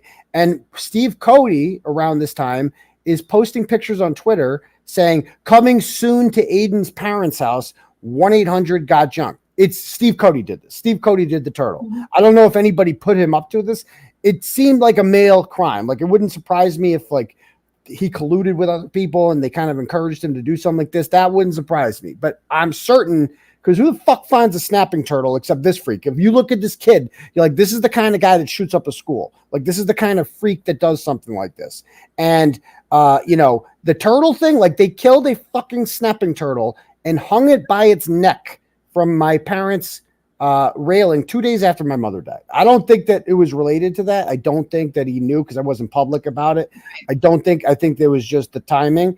And the police aren't stupid. Okay. The police aren't, and this guy has multiple restraining orders going back years and years and years. So sorry to hijack it, but when you mentioned Steve Cody, it's like, No, I mean, I did my own research on him. I think he has 15 orders, or has had 15 orders. And he's the police there told me, said, listen, he can't get to your house. He'd have to take an Uber to get there. He doesn't drive. Nope. And I was like, well, let's talk. How much is it going to cost for him to get an Uber from where he lives to my house? And he's like, I think you're fine. I think he's not really a threat. And I was like, okay, but same thing. It was incessant. The food deliveries were off the charts. And then the YouTube videos were crazy. He doxed me though. Actually, he put my address online. He asked in a post if, he put the number and then the street, asked if that was familiar to anybody. And then that's when the stuff, started getting sent to the house and stuff. So, but again, Well, the thing about Ubers is there's a digital trail of it. And without ever being accused of this, he has started to post. It wasn't me that posted the turtle. And he starts posting his screenshots of his Uber account, right? And showing his last Uber rides. Except on Uber, if anybody who's ever used Uber before knows, like your most recent one comes with like a picture on it. And so he would show up to June 29th, which is the day that it happened, and then nothing above it. And we would say, let's see a screenshot of what comes above that. And he wouldn't show it. But so it's like, and so the police can subpoena shit. Let's just say it that way. So if Steve Cody took a ride to my parents' house on the night of June, what was it? Was it June 30th? Whatever that Sunday into that Monday was. The last person that left the house was like 9:30 p.m. and then 8:30 a.m. the turtle was found. So it happened in like 11-hour window. If Steve Cody took a Uber ride to my parents' house or a Lyft ride, there will be a documented trail of that, and they're gonna get him. So we'll see. But you're right. It's like this. It's like it does attract a lot of nut jobs. But again, Steve Cody's insanity is independent of the Karen Reed case. He's just a fucking lunatic, and this juror's name coming out has nothing to do with. But but Grant had to have been the biggest proponent for the John O'Keefe anti-Karen Reed movement. Right. I mean, he was in court every day. He was writing, lying in his posts about what was actually happening in court. And he is and has been the most violent person of them all. It's documented in videos of him yelling and screaming, like irrational behavior, getting physical. I mean, there's the examples are only on one side. And I'm going to say, I don't think any juror has any reason to be scared because that side isn't going to come after them. Yep. And this side is not violent. They have not demonstrated. I've seen these people every day. You were out there every day. Oh yeah. First of all, you had a kind of a core group of leaders, right? Yeah. Who set the tone. And I used to say, I mentioned this to Paul Cristoforo a couple times, and I said he's going to be joining us in a minute. Yeah. Okay, so I used to run Trump rallies, right, back in the day, and that can bring out like the far right fringe. Oh, you don't say. Yeah. And what we would do is we'd gather everybody in the morning, and we would say, listen, you don't represent anybody other than Trump, right? So in this instance, Karen, how you behave reflects on her. How you behave reflects on the family. You have to act a certain way. You can't act that way here. And if you set the tone, which they did, by the way, every day with peace and being quiet and positivity, then nothing bad happened. And when you have hundreds and hundreds of people coming from all different parts of the country, by the way, and not one incident of any of those people getting violent or aggressive, even when they were being antagonized by your, 5 girlfriends on the other side over there, not one issue happened. No. And I think it's a testament to the fact that 5 they were able girlfriends. to keep it. You love it. No. I think it's a testament to the fact that these people were reluctant leaders anyway. They just recognized there was a need to kind of organize, and it was just so well done every single day. It was never violent. It was beautiful. It was beautifully done. There's actual video when they're coming down, they're marching down with the crusty panties yelling and with her megaphone, looking like she just has like fucking like this. Like she's possessed. She looks like just looking for shit. Like she doesn't breathe. And it's Minion Mike in front of her. Like Minion Mike leading this parade. And what's Minion Mike yelling? Do not engage. Do not engage. He's acting as like security for them. And not a single person engages with them. No one. Of all the days out there, the only day when things started to get absolutely wild was that day. We were across at the Registry of Deeds. Somebody texted me a picture and was like, is this Kate? And I was like, there's just no way this is happening. But again, so now this is the other side. These are people that have been brought into the courtroom by John O'Keefe's brother. You know what I mean? Like these are people that are part of this side coming in and causing a scene. And here's another example of you've got all of these people on the other side acting in proper decorum, in peace and calm and happiness. And then you have these people coming in and it starts getting crazy. And it was unhinged. And now you've got, not to mention, you've got all the police that have to go down there. Now the police are getting activated and moving to that other side. It was just, it's them. It was that side. It had always been that side. Yeah. And somebody says, Turtleboy, time to get an LTC. I can't. I got felony charges. If I had guns, they would have been confiscated by now. So I can't even fucking do that if I want to. But I'm not even a gun guy. So like, it's just such nonsense to assume that any of this is going to happen. So speaking of, I'm going to bring on our other two guests in a moment. I just want to hit on this because I thought it was interesting from the court filings. The other part of the affidavit here. Let me share the right screen. Okay. The one part, so again, this is from the attorney, the memorandum in support of the whatever. Here's the case law. Of course, they cite the buffer zone. It upheld the buffer zone, noting the demonstrations could expose the jurors to intimidation. So basically, like Auntie Bev's bullshit buffer zone is used as a reason why this could get violent. Okay, even though nothing happened, even with the buffer zone. The case went to the jury, mistrial. Okay, intensified emotions. Okay, among other reasons, people associated have been charged with intimidation. Of course, they point that out. But I want to get to the part here where they talk about withholding the names of the jurors. Case law. All right, where'd it go? Okay. All right. Recognize the buffer zone. Juror Doe notes in their affidavit that the jury recognized the intensity of it. They heard protesters outside. After being discharged from service, the jury was taken by bus, secret photographers, blah, blah, blah, blah, blah. Each side appears to include persons willing to inflict or encourage others to inflict harm. Nope, not true. As the court is aware, there have been many accusations. Of course, they cite Commonwealth versus Kearney. Duh. Intimidation. He called people's idiots. You can't have that. Where is the part about where they say that they acquitted on all charges? Where is that? Because the idiots keep posting about this. Let's see. Do you know what I'm talking? Oh wait, is that not in this one? Where I'll bring up my story on this instead. Let me pull this up. I mean, so does this order get revisited if all of the charges against you are either dropped or you're found not guilty of those? I mean, it's almost like they're betting on that this is fact. What happened to innocent before proven guilty? It's just accusations. That is a good point. You're going to revisit it again? Apparently, I guess that's what they're planning on doing. Because, I mean, by then it'll be over. And then they'll be like, oh, well, whatever. Let's move on to the next thing, But let me see here. I have an example here. Where did they say it at the end?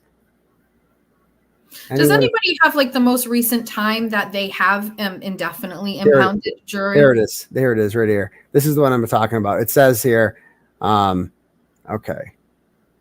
It says, the trial was held over several weeks between April and July. The case went to the jury, but after several days, the jury was unable to render a unanimous verdict on all 3 counts of the indictment. Not on any 3 counts of the indictment, which you would say if you had failed to reach a verdict on all 3, then you would word this as the jury was unable to render a unanimous verdict on any of the 3 counts of the indictment. Instead, they said all 3 counts of the indictment. So, like, the idiots on their side are like, see, there wasn't really 12-0. Here's evidence. No, you fucking idiots. Right. This is actually the exact opposite of that. Right. Okay. Let me just read a couple turtle chats here, and then we'll bring on our other guests here. Because they've been very patient and we want to get them on here. And they're 2 great guests too. All right. Jackie Horvath sends $10, says, I pray that you and Karen get justice. It's unbelievable to me the way that these people supposedly sworn to uphold the law act. When I watched them attack you and Meredith that day, my jaw dropped. It was horrible. Thank you, Jackie. I appreciate that. Joe Noah O'Malley sends $50. No comment. Thank you, Joe Noah. Melissa sends $10 and says Will Ferrell in a blonde wig with bangs could play Auntie Bev. Ed Norton, good name, as Turtleboy in the movie. He could get your wild side. Aidan, you're an untamed trickster who has ripped the veil off of all the corruption. You rock. I don't know what a trickster is, but thank you very much, Melissa. I appreciate that. Dennis Sweeney sends $25 and says, just thank you. Well, thank you. Thank you, Dennis Sweeney. You're the man out there every single day. He held my seat for me. He dealt with Grant, which was not easy to do. Great dude, Dennis Sweeney. I appreciate that, sir, very much. Next one is from Christine, sends $5, says, hey, Turtleboy, love your show. What's your prediction on the outcome of Monday's hearing? My prediction is that Auntie Bev is going to deny the order to deny the motion to dismiss. She's going to deny polling the jurors, and she's going to set a trial date. That's what my guess is going to happen on Monday. Jen Keller sends $60 and says, here's $1 for every day you spent in jail. Oh, thank you, Jen. I appreciate that. My heart goes out to you as I lost my mama suddenly in 2020, and watching your videos of when you were arrested is devastating.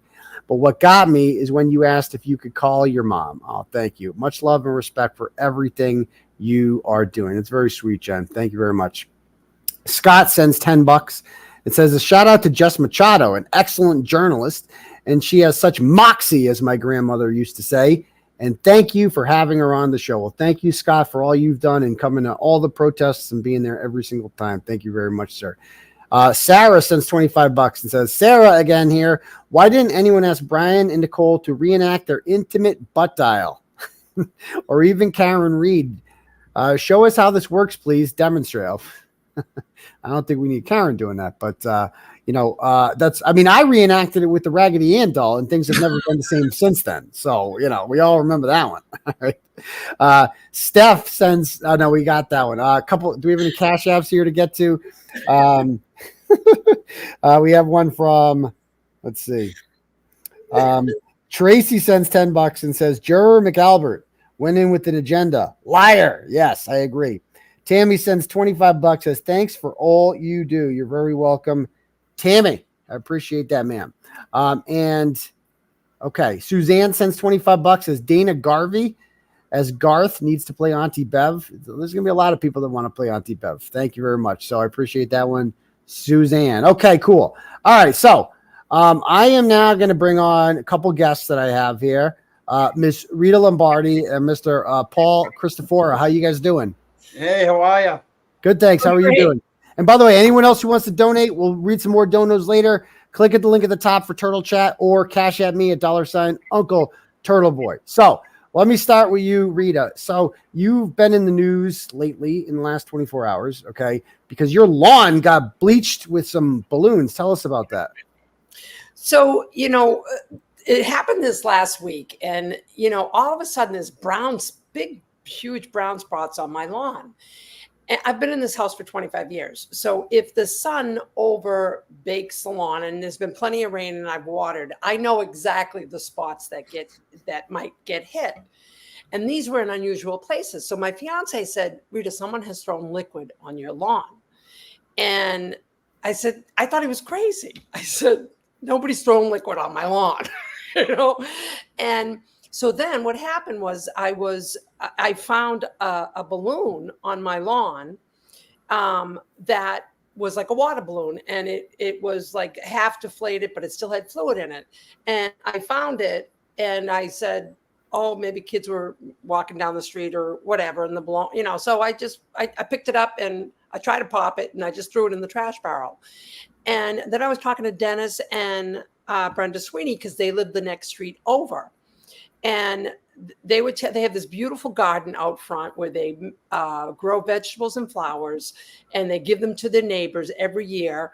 That's just the kind of people they are. They're amazing people. And Brenda was telling me that someone threw bleach on their plants and killed half of their crop. And I said, you got to be kidding me. So then I still didn't put it together. And then I came home and I noticed yet another spot on my lawn, huge spot on my lawn. There's 3 big spots. That's 2. And there's a third picture. But it's equal to that size. And so this time I walk over to where the spot is and I find a balloon. And I said, Bleach, balloon. Unbroken? It was broken. Okay. And so the balloon was broken and the landscapers had just been here. So there was probably more balloon out there, but the landscapers picked it up. But it was right in the area where this browning was. And I said, you've got to be kidding me. That's exactly what they did. And so then I went back around my yard. Now I know, the first black balloon I found was in that flower bed where the flag is. And it must have hit the rock wall and whatever, but it didn't do whatever. And so then I walk around the yard and now I start finding pieces of broken water balloons, all in the areas where the brown spots are. And so then I started to put 2 and 2 together and I realized, then I took the balloons out of the trash, the black balloon out of the trash. I went to the police station. I filed a report, even though I was reluctant to do so, I did so. And just because I haven't had good service at all, although I have to say this guy was very, very good. I was very— The cop? Yeah, he followed procedures. And this is the 3rd time I've reported an incident to the Canton police.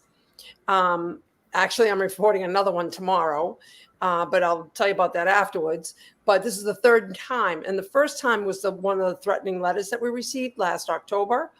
And when I reported it, the person that took the report did great. He was, he did what I would expect. He didn't give us an incident number or anything like that. And then when I reported an incident in December, the cop was a joke. He was an absolute joke. And Kathleen was with me when we actually recorded the conversation. And he could care less about our safety. He didn't follow procedure. Yeah. He didn't do anything. And it's all on recording. And we told him. Speaking of recording, was there any ring video? So I installed cameras after the threatening letters that I got. I got Xfinity cameras. And there was confusion and I had to go out the day that they were installing them. And I didn't realize I have professional monitoring so that if somebody breaks into the house, it's going to go right to a security firm. But I didn't have the camera, the cloud service to record. So now I have that. And I'm looking at getting more cameras. But here's the unbelievable thing. So right after I had come back from the police station and I talked to Brenda and Dennis, Brenda and Dennis were talking to a neighbor who walks all the time. This neighborhood is a big walking neighborhood. And this neighbor walks all the time. So Brenda tells them the story about the balloons. Well, doesn't this person say to them, I saw a bag, a green trash bag that has balloons that are filled with liquid. And it was right between the 2 streets. It was halfway between my house and their house. And it was under a bush, almost like somebody was walking and threw it, or they threw it out of a car.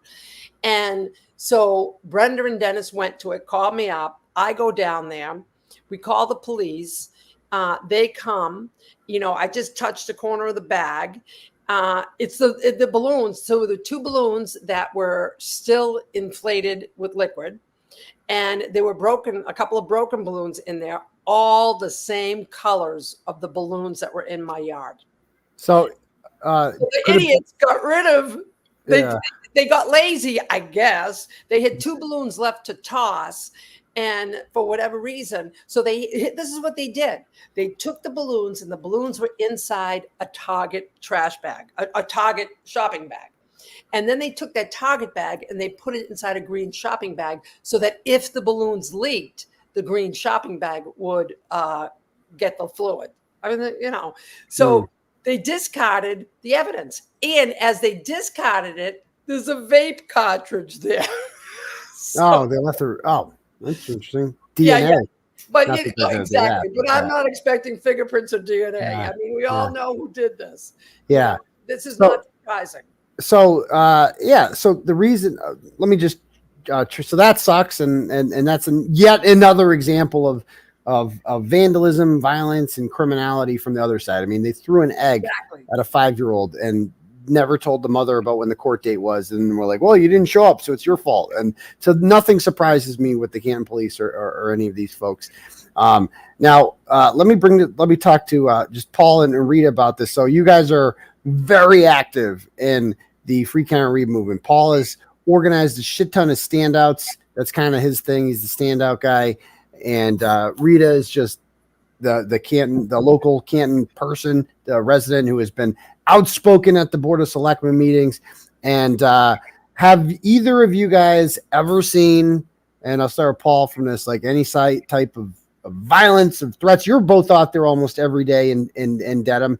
Paul, did you see anything like that from our side? Hey, what's up, everybody? Hi, Jess. How's it I want going? to say hi to Jess. I didn't see any of that anytime I was there. Zero. But I want to come back to what you guys were talking about the day the Food Stamp 5 showed up. Oh, yes. How can we forget? What a lot of people don't know is where the church is, right? We were sitting on both sides of the street. Michelle and I were on the other side of the street with a bunch of people, and I look over, and who's sitting in the middle of us? Gretchen Voss. So I go, this is before they got there. So I go to Gretchen, what are you doing here? You don't come down here. She wouldn't reply. I asked her again. She wouldn't reply. And wouldn't you know it, 2 seconds later, who comes marching down? Yep. So that was, So she she was knew. part of the, she probably designed it. Yeah, she was tipped off for sure. Like, yeah, but and of course she's down there getting the first interview with them. Like, they're so important. I mean, they should have just been ignored, in my opinion. The media should just been like, okay, so you've been nowhere, and all of a sudden you're here today. So I guess you care. I guess, but No, yeah, she was scouting it out. She was telling them, "Okay, go." Exactly. She was on the phone. That's what she was doing. yeah. That So was exactly what she was you guys were both down there when the Food Stamp 5 came. What was the atmosphere like with the pink people, as they're called? How did they react to it? Was there any back and forth with them? Did anybody yap at them, or how'd that go? There was a little back and forth at first, but then we got the speech of all speeches from somebody. From And she's Rita? sitting over there in the blue shirt. Oh, yeah. And What'd she say? What'd she say? She brought everybody in together, and you got to ask Rita. After she was done, she went on so long and so emotional. I'm like, Rita, are you okay? You need to take a break. I'll let Rita talk about it. It was me in rare form, if you can ever imagine that. It was, so what happened was the 5 of them come down, and like you said, Jess, it's not us. It's not us. It's them. And then they project and say it's us. And so the 5 of them came down with a megaphone, dressed, I think, in black. And, they're coming through. So we're on the sidewalk, and the sidewalk is, I don't know, maybe 200 feet long. I don't know. And we're on the sidewalk, and we know to keep a clear path. And they come through, and so they're deliberately marching through the whole thing to try to cause trouble. Can we play this? We got evidence here. Let's just play this. This is from WBZ when they first got it. A clash outside the courthouse. For the first time since Karen Reed's murder trial began over 2 months ago, protesters who think she is guilty showed up with signs. So here they are aggressively walking through the guy. There's Minion Mike doing the crowd control. What we have here, the first 4 I see in line, we have Krusty Panties, who used to work for me, doesn't like me now. Fake Victim, used to see me on Friday nights, doesn't like me now. This person's name is Mary Bagwell. She goes by Mary Ann, the one in Saletta. She goes by Mary Ann on Facebook. It's funny when you go back in the Justice group and you search for these people's names, they come up all over the place as like pro Karen Reed. And she switched, like she was 100% pro Turtleboy, pro Karen Reed until I think it was like November 1st is the day she switched. That was the day I called out Twisted Tragedies for scamming. And there behind her is Julie Ginto, who came to the September 15th protest outside of court holding a Free Karen Reed sign. And was her comments up. Like when I was charged, she has comments all supporting me on October 11th and all this shit. And then she changes when I criticized the last member of the Food Stamp 5, Twisted Tragedy. So you have 5 aggressive women here, all of whom used to support Turtleboy and then somehow went astray, who suddenly have taken up the cause of John O'Keefe, and are as if we're not all fighting for John O'Keefe, and aggressively marched through the crowd holding holding signs in a bullhorn, yelling, listen to what the fake victim here. She calls us freaks. In a bullhorn, walking through a crowd of pink who believes the exact opposite. We are done letting the majority win. You stand for the right thing, even if you stand alone. Even if you stand alone. For the O'Keefe family, we stand for John O'Keefe. This is an abomination what's happening. They're treating this like it's a recreational. Like it's. She needs to breathe. First of all, it's like she's like this in court. It's like just fucking breathe.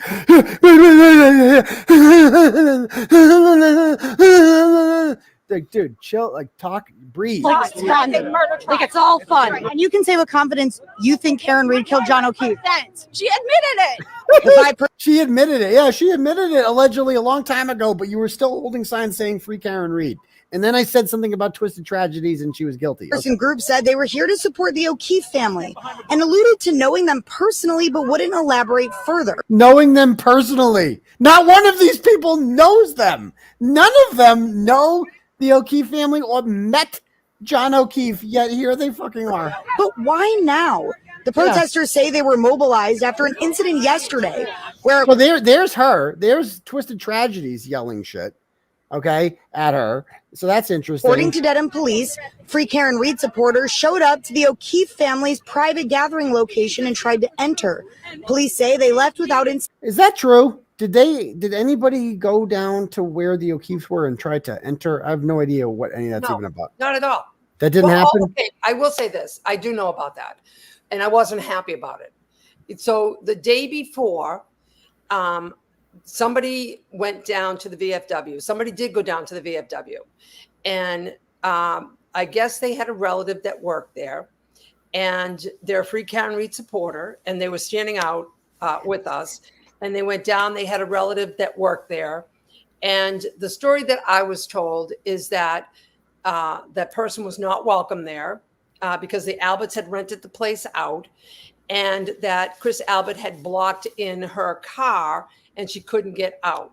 Okay. And so what happened is from what I understand, and I've heard a couple different versions of this, but this was the very first version I heard. And it's the one that I think is plausible. The person called back and said, Chris Albert has me blocked. And so a bunch of people, a car full of people, decided that they were going to go down and help her get out of the mess. Okay. And I heard somebody immediately alerted me because we have been working with the Mass State Police. And that is why you see them in that picture, in the video you just showed. Mass State Police and I, we worked together and had an unbelievable partnership to make sure that we stayed safe and we stayed within the guidelines. And anytime that there was an issue, they came immediately because they knew we were peaceful, and they got to know us after 10 weeks. And so they came in and intervened and essentially pushed these 5 people away from us to keep them away from us. And I'm hoping that that's going to happen Monday if we have the same security team, which I hope we do. Yeah. They all know me and we have a great partnership, and it's like, tell me what you need and I'll get it for you.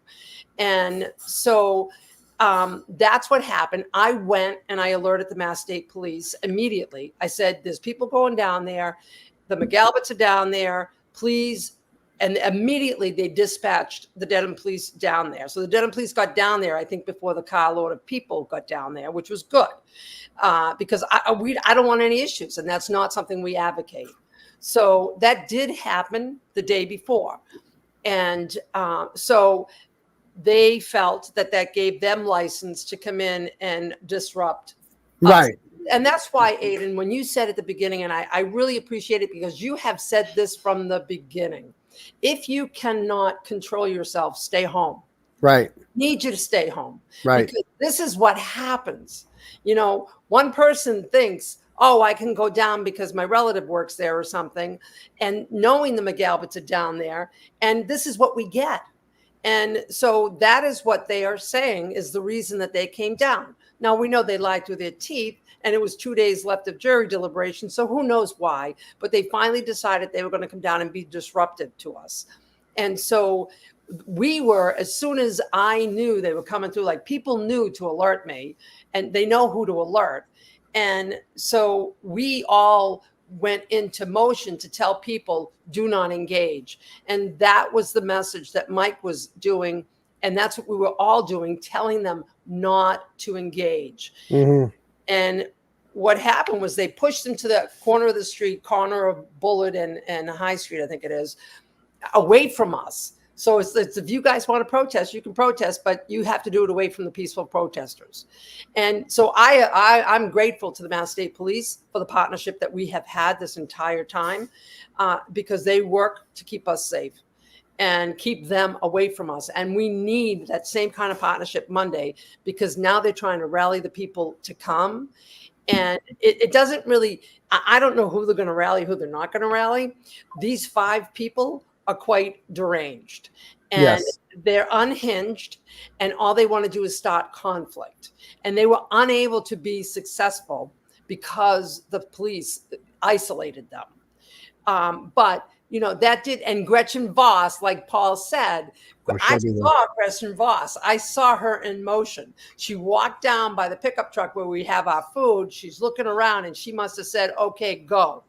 And it certainly, that's the way it looked to me. And I'm sure it looked like that to you, Paul. Gretchen Voss is there, never comes down, and all of a sudden you got 5 maniacs coming through.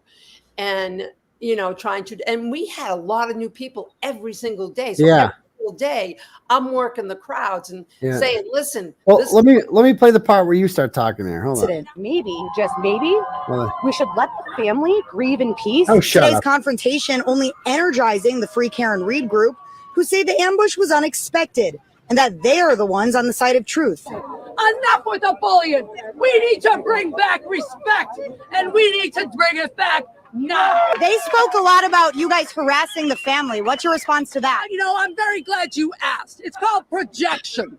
Yes, it's called projection. And that's exactly Poor Penny. What it was. Yeah.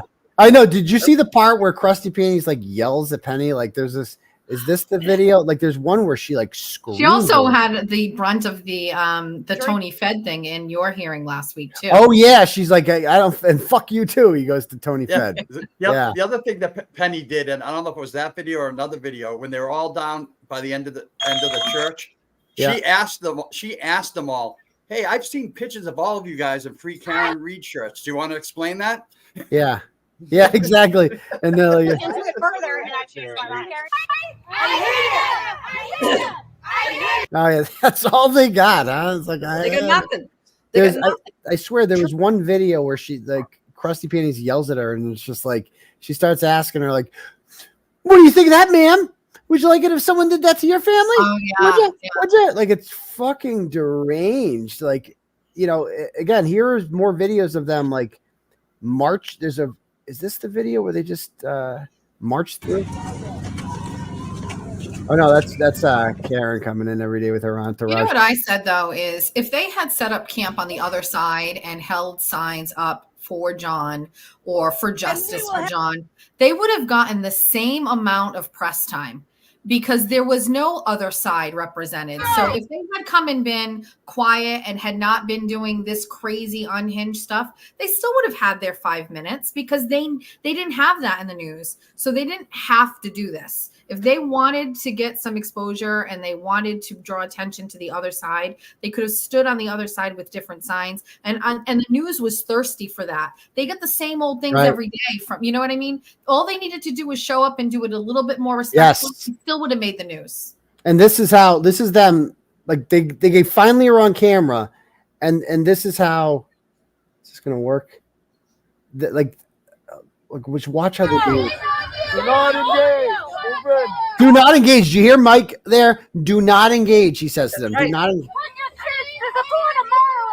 You brought your kids to support a murderer. Imagine being lectured about bad parenting by a woman who is infamous for losing 2 of her kids to the state. Just picture that, followed by another woman who also children spend a significant amount of time in state care, and then Twisted Tragedies, and I haven't even done my story on her yet in the history of her children. Like, it's horrific. Like, we're being lectured on our parenting by these cretins. Like, look at how possessed she is. How do you guys feel about You the hung jury? freaks. I'm sorry? How do you feel about the hung jury? The jury will decide based Breathe. on all the evidence against Breathe. them, and Karen will be held accountable. Breathe. for their crimes. This is the first time you guys have come out here. Why now? We're doing this for the O'Keefe family. They've had a terrible lack of support. It's unconscionable. This is about the victim. Unconscionable. And Karen Reed is not the victim.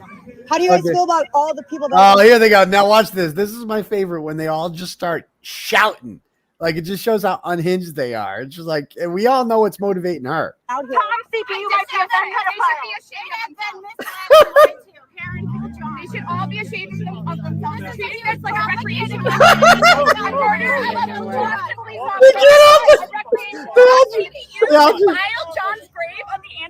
Like, they're just talking about this shit. Like, anybody know who the fuck's Tom CPU is? Like, you finally got on TV. You finally got a little of attention, and you all start shouting over each other like the crazy bitches you are. And then this one starts talking about Tom CPU, like the viewing public at CBS on a national idea has any fucking clue who Tom CPU is. No offense, Tom CPU, but like, why the fuck would you talk about Tom CPU when you have a chance? Like, what are you doing? Like, what are you doing? Like, they had no plan. It's like, what the fuck was this? And again, but we're the bad guys. Like, we don't. There's Rita again. We will not be silenced. We will not succumb to tyranny. We will not do it. Okay, quick question. They spoke a lot about you guys harassing the family. What's your response to that? You know, I'm very glad you asked. It's called projection. It's called projection. Everybody in this country who thinks this case does not impact them, you need to think again. Yes, amen, Rita. Amen. I did not see any like violence from you or encouraging anything there. Right. And let me just say to your viewers who don't know me, that's not how I usually am. I was very upset. That was right after the VFW incident. That was right after, I had to alert the Mass State Police, and then these people are coming through, and they came through for the sole purpose of disrupting and causing problems. And we, for 10 weeks, we had been peaceful. We had been respectful, and we're happy. That's correct. We are happy protesters.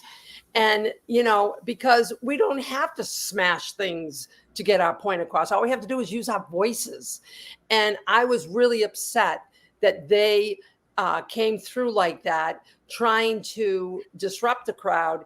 And we have new people and trying to get the message out every day. Do not engage if somebody comes through. I was really upset at that point. And like Paul said, I mean, I probably went on for 10 minutes and the whole thing, people recorded the whole thing.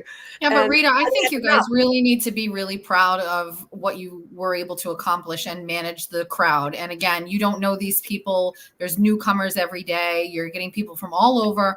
And it still ended up having that vibe of just being peaceful, happy. Yes. And there was just no issues at all. And you guys, those of you who are in leadership there should really be proud of that. And don't let this one incident really kind of get to you, because even in that, you guys still held it together. You had a couple stragglers, but I mean, it was still done perfectly. Yeah. It was great. I mean, people did bring their children, all different ages, and they were showing their children, this is how you stand up and advocate for yourself. Yes. This is how you do it. Some of the little kids are calling me Auntie Rita. They right? And so, I'm going to tell you, the feeling is like nothing.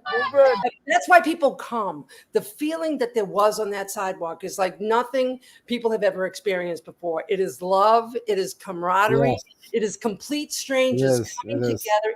Doesn't matter what the political party is.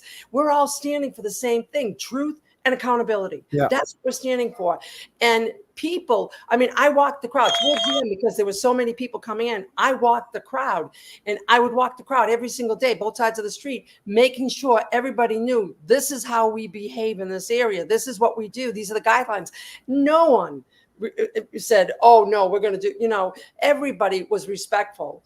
A couple people get emotional. They can't do that. Well, let me, Paul. So this protest coming up on Monday. Do you have a message for? Because you're kind of, I believe, yeah. I put a post out together. If you look at what happened with you and Meredith a couple of weeks ago, what's happened with the balloons, how those people showed up at the meeting, how Tony Fed showed up at your thing, how Bukkake's out there starting to go to people's houses again.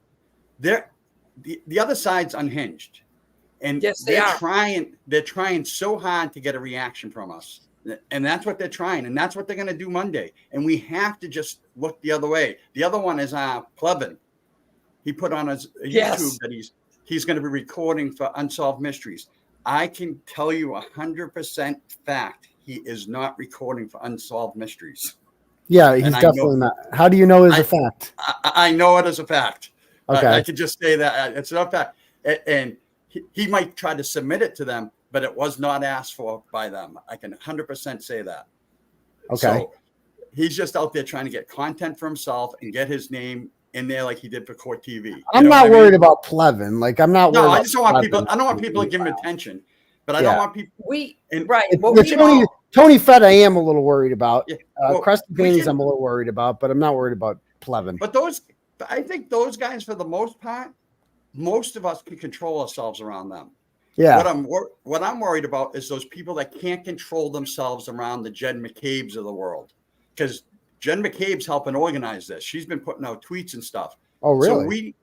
So we need to not engage with them at all. It should be there. Like, that's what they are. These people don't give a shit about the O'Keefes. They're there not to protect the O'Keefes because we've never gone after the O'Keefes. This idea that they've been booed coming in is a lie. Play the tape. I say don't boo them. Boo Carl. Boo McCabe. Boo them. That's what, like, they are hiding behind the O'Keefes. All of them. There's a reason they come in with them. It's because they want, you're going to boo the O'Keefes? Well, I'm going to come in with the O'Keefes and use them as a shield.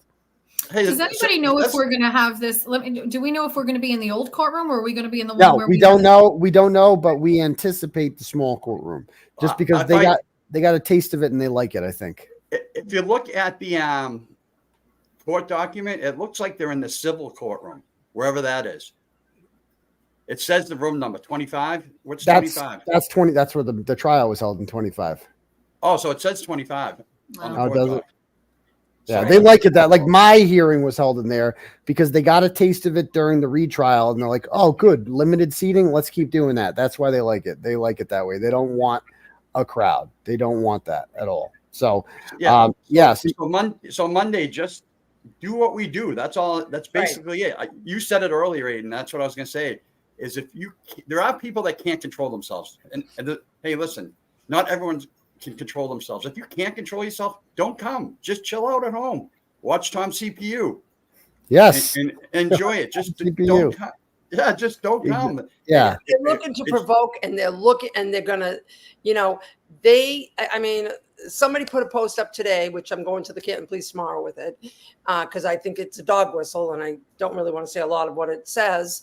It's on that Canton Facebook group that, they're the entitled. The civil one. Yeah. No, not the civil one. It's Canton First. I hate to say that. Yeah. It's a bunch of narrow-minded people who think that this town is theirs because they think it is. And no, it's not. It belongs to everybody who lives here and pays taxes. And, they're projecting, and they are saying that, it's my fault that my lawn got bleached because all of the nasty rhetoric I say. I'm speaking truth. I'm not speaking nasty rhetoric or anything. I'm speaking truth. So they are looking to make a spectacle because they are losing. We are winning. Truth. We are winning. The truth is going to prevail one way or another. The truth is going to prevail, and they can't stand it. And they are trying to engage us in conflict so they can say, see how bad they are. Yep. It's so important that we don't engage. When Kevin from Yellow Cottage fails or whatever, shows up with this camera, walk away. When we were there for the trial, we were on the sidewalk by the church. We'll find our space tomorrow. We don't have to share the same space. As a matter of fact, I hope we don't share the same space with the couple of, counter people that show up. I hope we don't. I hope they keep them separate. I'm sure they will. We will be safe and we will be able to enjoy, not I say enjoy, but, we'll watch it from outside. We watch it from outside. It worked the whole time of the trial. We didn't have to be in the courtroom. Frankly, I like to be outside because then I can cheer. We can cheer when the ruling is in the favor of Karen. And you can't do that in the courtroom. So it's so important that people don't engage. They want conflict. They want to drag us in. They're miserable. They want to bring us down. And we need to stand tall like we have. Right. And just so everyone knows, there is no buffer zone on Monday. No, there's no buffer zone, but we want to be safe. We don't want to engage. No, but what we mean is we can be in front of the courthouse. Yes. That whole bullshit's over. Like we can back where we belong. We don't have to go stand on the outskirts now because there's no jury to be intimidated by us this time around, I suppose. Exactly. There's one other thing I want to say just to make it clear, because I know, Aidan, you said you're going to be there, right? Yes, I'll be there. I'm actually meeting Lauren Murray at 12 o'clock at the Registry of Deeds. So Okay. I just want to let everyone know that. So that is on the record. Lauren Murray. That is on the record. So anybody who has a restraining order preventing them from being within a certain amount of feet of Lauren Murray should not come that day, correct? Yes, because I'm meeting her there at 12 and we're going over to the courthouse. So if they do come, then they are doing so, with the full awareness that Lauren Murray will be there. Okay. Yep. Well, thank you. I'll Thank you also for be doing that. there if anybody has a restraining Oh, order thank involving you. me. Oh, very Yeah. good. Very good. As will I. As will I. And So also, Full restraining orders out everywhere. yeah. Let me Everybody. give some feedback too from like a literary perspective. Don't use protest. Say visibility event or standout, because protest is against something. And that's a negative connotation. So don't say protest. Say you're there in support of a visibility. I gotta jump in for a second, because if you look at my post, I say two things. We are there to protest the corruption that's going on in this thing. Yeah, but I'm there to also protest. we're also there to support Karen Reed. It's two different things. Yeah. I can't go there. I personally can't go there on the courthouse and say I support what's going on. When we're sitting, we're sitting on the side. I don't think that the mainstream media takes the protest thing and runs with it. It's against. I'm there. I got to be honest. I'm there to protest. I'm not there to support. I'm there to protest. I'm with Jess. Yeah. I'm a marketing kind of gal. And Yeah. I'm with Jess. I get it. I get it. And, Yeah. It's supporting. We are supporting. And I'm going to tell you something. And I noticed this, right? It's stereotype. People say when we first got there, the state police were expecting protesters. Protesters have a negative connotation to it. So no, we're supporters. We're supporters. And, and I had great dialogue with a lot of them. And, one of them one day said to me, they couldn't understand how we were, like, they thought we were like star crazed over Karen. And I said, no, that's not it at all. We're showing her love and support. The other side is dehumanizing her, tearing her down, and we're building her up. And that's where the pom-poms came from. It's to build her up, to give her hope. And so we're supporters. And when people looked at us as supporters instead of protesters, it shifted how they looked at us. Protesters, I have to be ready. You're right. You're right. You're right. We were talking to each other, and I was explaining, and I said, hey, what you see them do, that's me too. We're passionate about what we do. Mm-hmm. And I think a lot of this changed when I was in jail, to be honest with you, because I was there leading the July and September protests, as I called them, outside of the courthouse. And we were booing Carl Dougal, walking him to his car, and a lot of the negative shit about us came from that. Then I got locked up, and there was a couple hearings when I was in jail, and there was none of that. Like, it was like a lot more. So maybe you guys are better. You guys are definitely better for PR than I am, I think, because like, the understatement of the year. Yeah. We all work together. We all bring different strengths to the party. Yeah, I agree with that. We all bring different strengths, and together we're awesome. We're unstoppable. Yes, we But certainly are. Don't get anything mistaken. We need and want you there. You're the one that started this damn thing. Well, I'll be there. You can't keep me away. You can't. You literally have to put me in jail to keep me away. Like that's it. Together, and together. I mean, I even tell the people in Canton, we need to be each other's guardrails. If we see each other going a little bit, we pull each other back. And I mean, and just to talk about the terrorism, if I can get back, because what happened to my lawn there, and going back to Jess's point, it's the other side. It's not us. I have a whole list of things. We have a whole list of things that they have done to us, and they have done so much to Jen O'Donnell. Oh my gosh. Can I was just sent a list by a reader. Can I just read this list that she sent me? This is a good one. Okay. Number 1, Karen assaulted walking into the bathroom by Carl Dougal, a Boston police detective witnessed by a bailiff, reported to the judge, video feed collected, and Carl was removed from the courthouse until the end of the trial. Number 2, Tom CPU assaulted by the guy at the thing. Okay. Number 3, Tom was assaulted by Jim Ferris. He's on here too, but I'm not sure about that. I'll skip that. Number 3, child assaulted by McAlbert with the egg. Okay. Number 4, a turtle was murdered and hung on the railing of the Kearney household. Okay. Number 5, Aidan assaulted by Jim Ferris. Number 6, Aidan assaulted by Jill Daniels. Number 7, Chris Albert threatening to bash Aidan's skull up and down the street. Number 8, Lauren Murray threatened by Kate Peter on multiple occasions. RO granted. Kate Peter has violated that order multiple times, awaiting her bail to be revoked. Number 9, Tom and Erin threatened and harassed. Number 10, Jess Machado physically assaulted by Grant. Number 11, Jess Machado is also in court for another incident. I don't count that one because that's unrelated to this. Number 11, at least 3 Free Karen Reed supporters are victims of malicious destruction of property over $250, which is a felony. Number 12, Jenna O'Donnell assaulted during a select board meeting by a Canton police officer.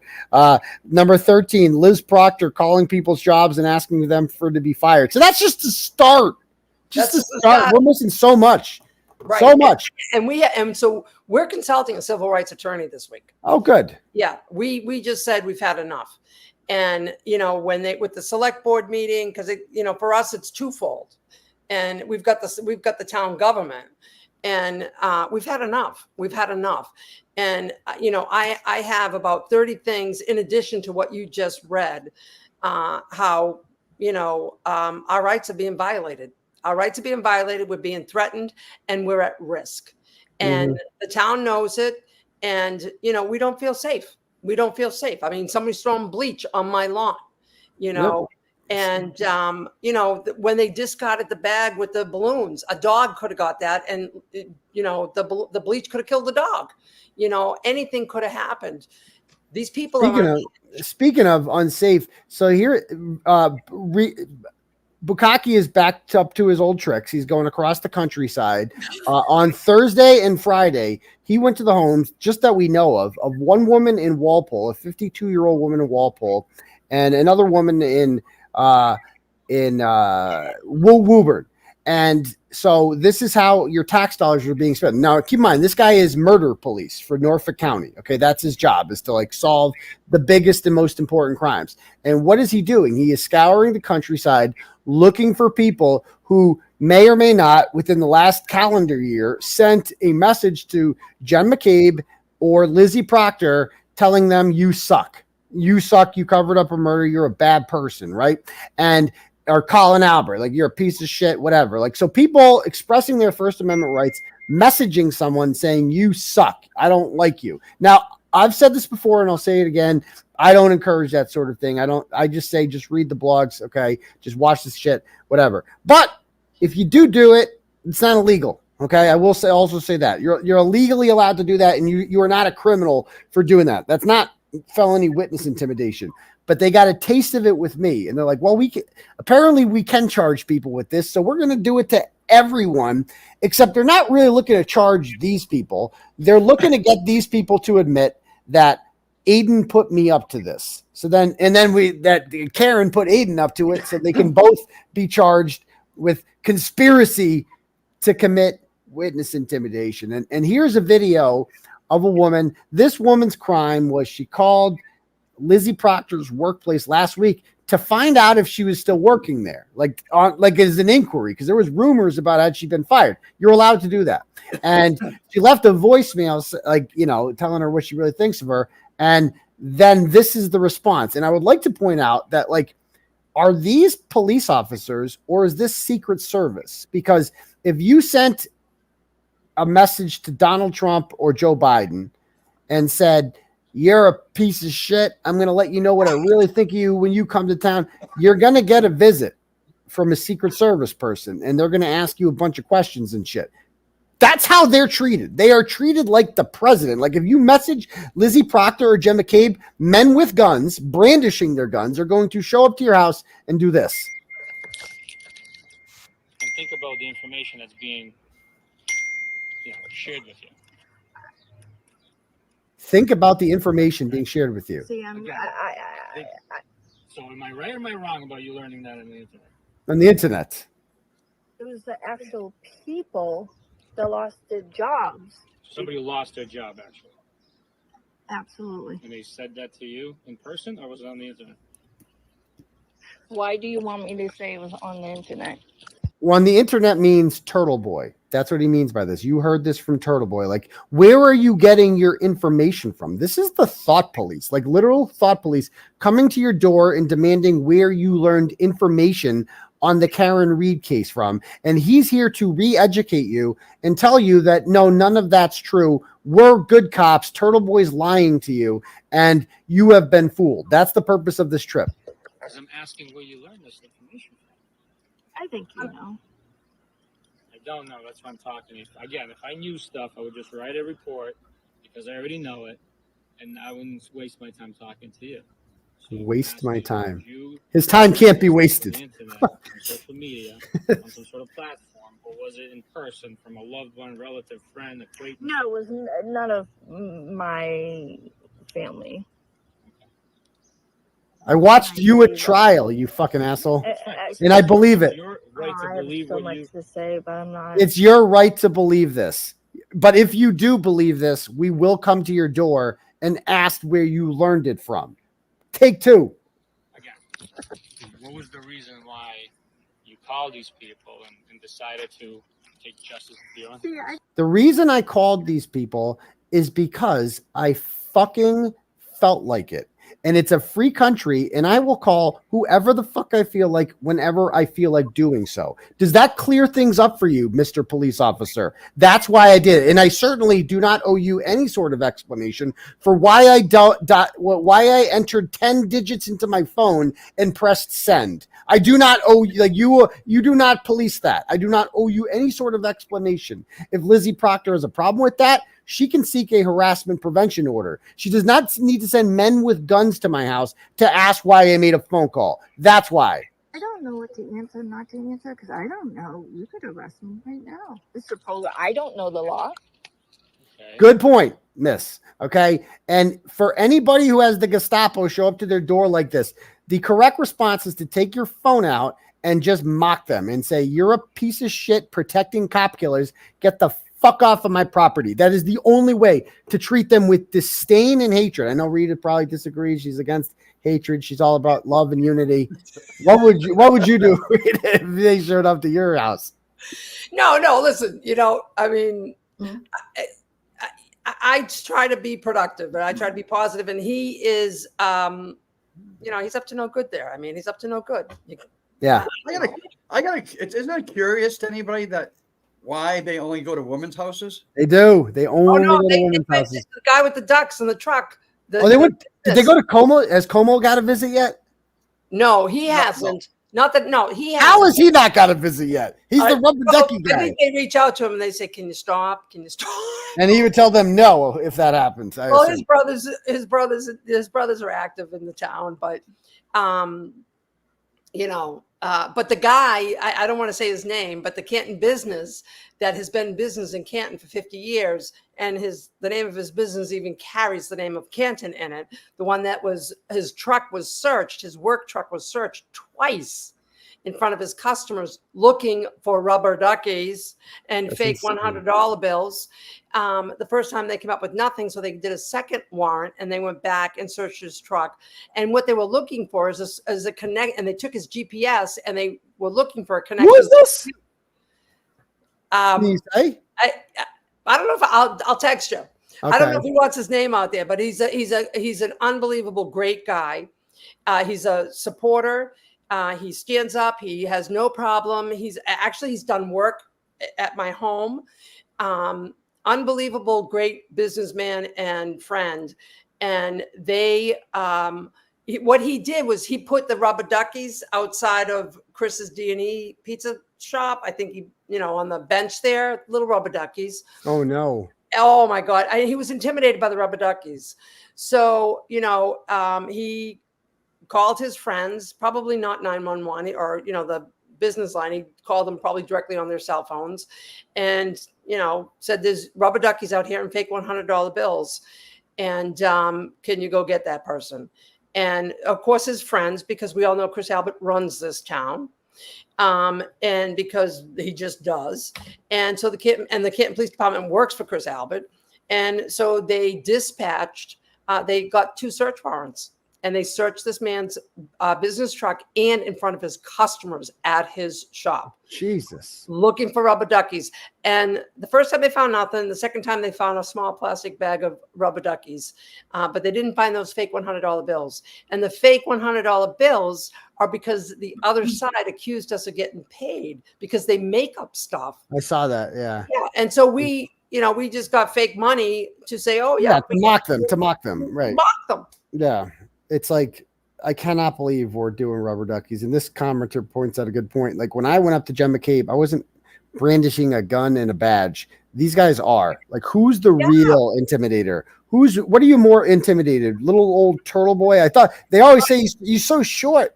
He's like this and that. Okay, so I'm a big pussy. I'm a short pussy with a camera, and you're intimidated by me. But the guy with the gun and the badge and the power behind him, he's not intimidating. Okay. Okay. Going after people who have rubber duckies and fake $100 bills. I mean, yeah. Monopoly players next. I mean, it's crazy.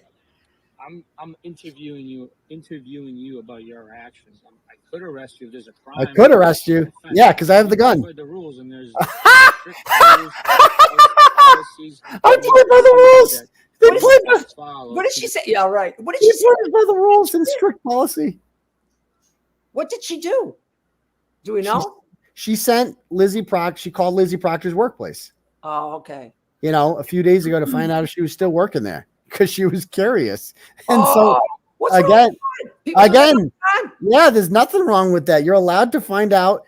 And of all the jobs, Lizzie Proctor has gotten a promotion at Instrom. She is now the manager, director of human resources. So she would be the person who decides who gets fired and who doesn't. Basically, so she probably answers the phones if you call there, and this is go ahead. I suppose it's good that she has that because her husband's about to be out of a job. So yes, somebody's got to have health insurance. Yes, there's the gift. There's the gift. The gift is you now wear the pants in the family. This video reminded me of the Karen Reed investigation. It was they had their end game and he's going backwards to try to make it fit. Him asking her these questions and the way that he's asking them is not an organic way of how you interview somebody. They already are trying to pin this on you. They're trying to get it on you.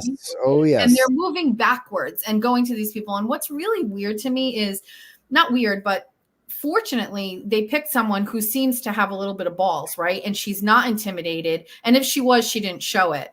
But what's scary is that they could go to somebody else who is really going to get intimidated by a guy with a gun who looks official, may not know who he is, and really kind of get scared and potentially say something to incriminate themselves. And that's scary. Fortunately, this girl has brass balls and she was not hearing it, but I think they're just going to throw it at the wall and see where it sticks. Yeah, they did this. Everybody. You know who they did that to? Janelle Webb. They went to her work.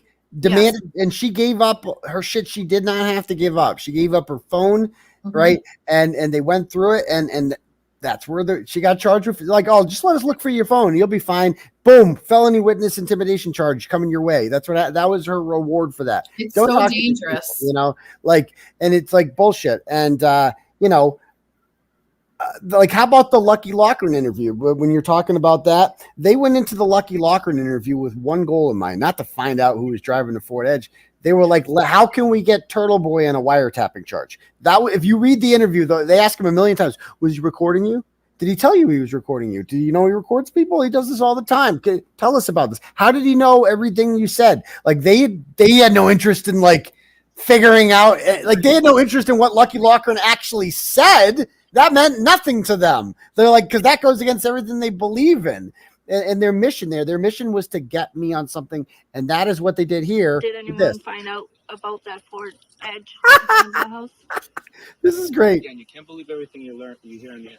You can't believe everything you hear on the internet. Like, what did she? First of all, I heard it in court from Lucky Loughran himself. He testified to this. It's not from me. It's not from the feds. It's not from Karen. I mean, her people. We did all interview Lucky. Ask Lucky himself. He'll tell you the same fucking story about the Ford Edge, but he's like, you can't believe that Ford Edge. Yeah, but he's saying that she can't believe everything she hears, but he wants her to say that what she heard was from you and that she should believe that and what you said is true. And yet at the same time, he said, you can't believe everything you say. He was contradicting himself right there based on what he was saying earlier to her about the internet and where she got her info. This is thought police. He's telling her how to think, how to consume information, man. Like, this guy is literally showing up to your door and telling you that you're not allowed to believe things that you heard and read about because you're stupid. That's his job. That's what we pay this guy. Our tax dollars pay for this guy to come to your house and tell you what to believe and think. What about You can't believe everything you Lucky, the snowplow guy who... Oh, he can't... It's true. And what about the scientific facts and experts that said John wasn't hit by a car? This lady's good. So anyways, I know you can't get into it. I really hope that you investigate Look at him. these people, the McAlberts, when they do their harassing and Well, you got to report it, but you're claiming you don't trust the police. because it's not. But you're not reporting. We have reported it, and you people don't do shit. And then they show up to the house in Woburn. Look at this. This is the new guy. What's this guy's name?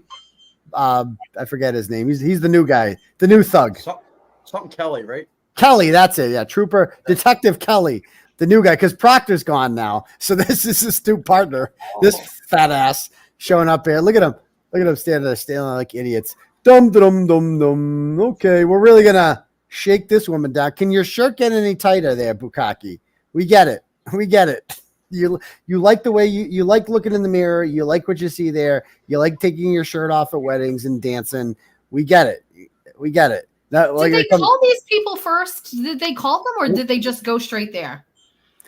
They went straight there. They did not call either of these people. That's wild to me. Yeah, the Gestapo, the guys, they just show up, man. They pull up. This is the definition of pulling up. And then they get, this woman wisely chose not to answer, which is a good thing. You do not have to talk to these people. You don't owe them anything. You're not under arrest. And let them go on their way and waste more fucking time. So there's that. Crazy. There's a, so, okay. Any last thoughts, guys, on any of this stuff? Paul, do you have anything to add for Monday? Just everyone be there at 12 if you can. And just, we're going to be there. We're going to be peaceful. Ignore everybody.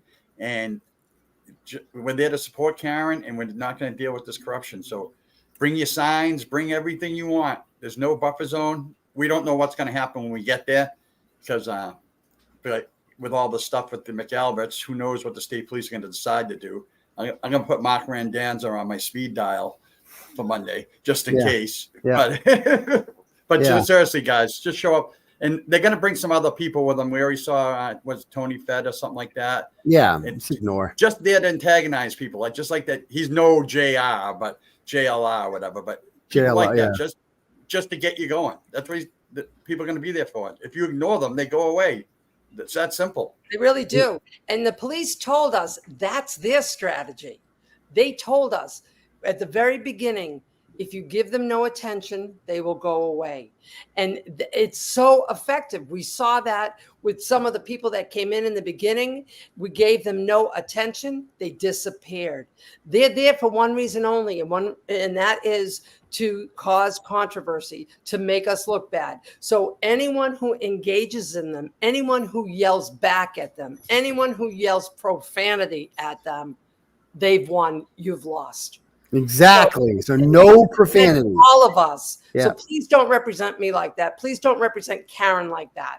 We've done an amazing job at being positive. We drive them crazy with our pom-poms. We drive them crazy. Yes. Because we're happy and they're not. And Yes. so we want to continue to be happy. We want to continue to have Karen have the best support that she can have. And we want justice. And the way we're going to get justice is using our voice and being respectful and not engaging with people that are toxic. Yep. And again, yeah, exactly. Like if you can't help yourself, if you can admit that, that's fine. Just don't, if you can't control yourself, that's cool. They're glad you admitted that. Just please don't do it. You got to do it today for us. You got to do it for Karen. You got to do it for Turtleboy. This is really important PR stuff. Because I said, let them behave. I'm so happy that those 5 lunatics showed up and got on camera and acted exactly in the manner that they did, because every neutral person watching that is like, holy shit, that's the opposition, huh? Okay. Exactly. It makes us look so much better. So much better. There's a guy that comes once in a while, and he actually texted me a couple days ago and said, Paul, what do you think it's going to be like Monday? I said, we don't know. It might be a little, he goes, good. I can't control myself. I'm not coming. Good. Exactly what he said. There you go. You know At least he's honest. Yep. There he is. He knows it. He goes, I'll come to the other ones. I can't go. I said, perfect. We don't want you there. We love you, but we don't want you there. Yep. It's true. Jess, anything else you'd like to add? I'm just wondering, are we setting up chairs tomorrow or early in the morning? How are we getting it? I'm setting up a chair. I'll be having. Are you really? Yeah. I'm not fucking around. I'm getting in because I don't know who's going to be there.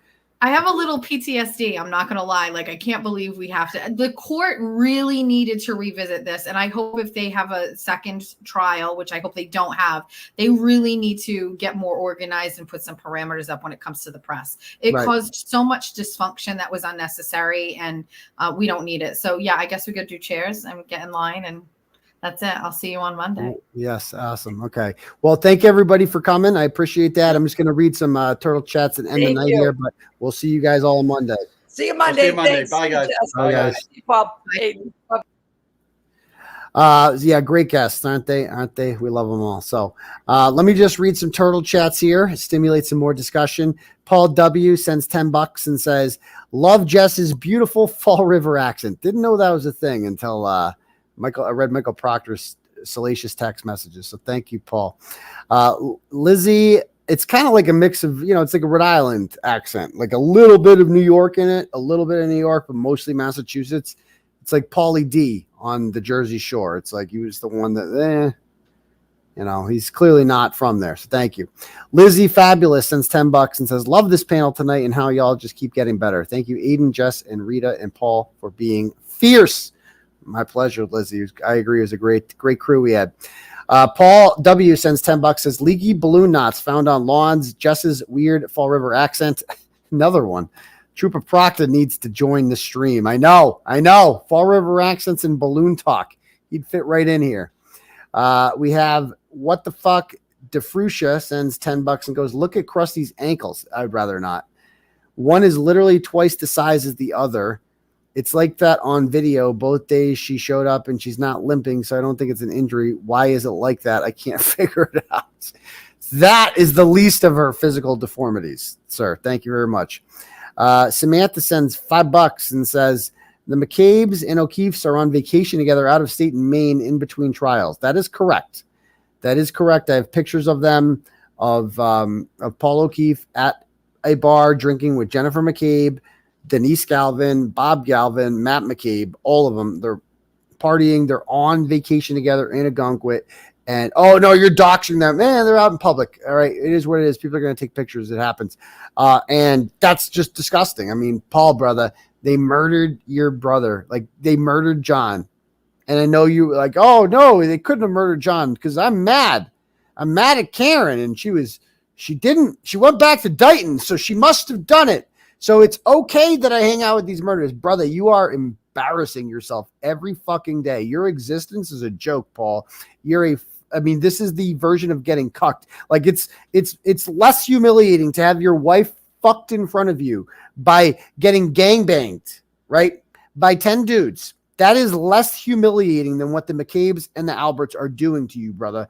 They murdered your family and they're like, look at this fucking idiot. Like, look at this fucking idiot. We murdered his brother and all we have to do is just get close to him and tell his mom we're Peggy's angels and this fucking idiot will take us on vacation with him. What a fucking loser. That's what they're saying about you, Paul. I ain't saying that. They're saying it about you. If you want to emasculate yourself like that every fucking day, go right a fucking head. At the end of this, you are going to look like such a fucking tool.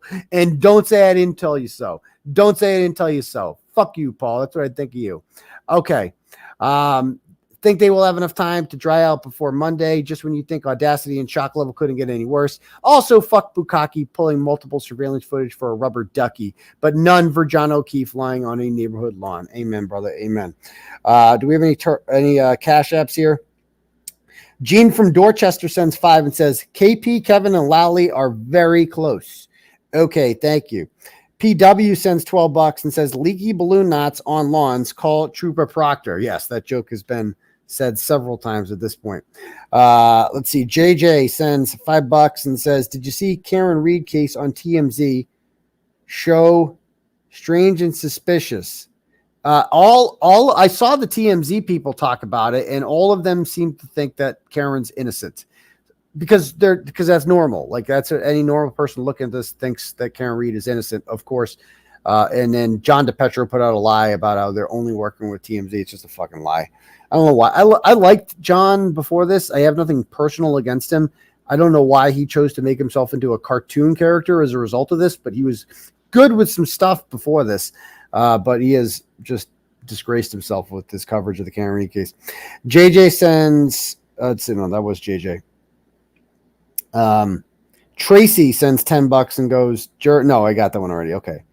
Do we have any more turtle chats here? Ellen sends $10 and goes, they couldn't bother to interview anybody inside the house where a deceased policeman was found on the front lawn, yet they travel all the way to interview someone for making a phone call. Exactly. Thanks for all your hard work. Well, thank you. You're very welcome, Ellen. I appreciate your patronage and your very insightful commentary there. Okay, cool. Anybody else have... Okay.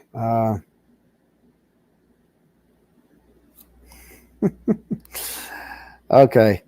All right, cool. Anybody else have any comments or anything?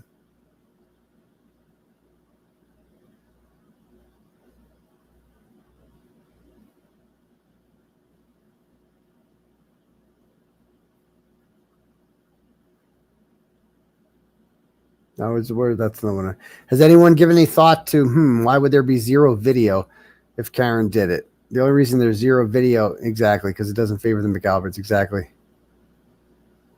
Yeah, because he was good. I used to follow John's stuff, and he did, Ratchet's fighting on the Block Island ferry. Like, he had some good shit there. Like, he was good.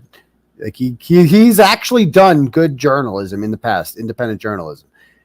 Maybe it's because he's a conservative, pro-police guy. He instinctively backs the police, but he has just embarrassed himself with this one, and I don't know why he's chosen to do that to himself.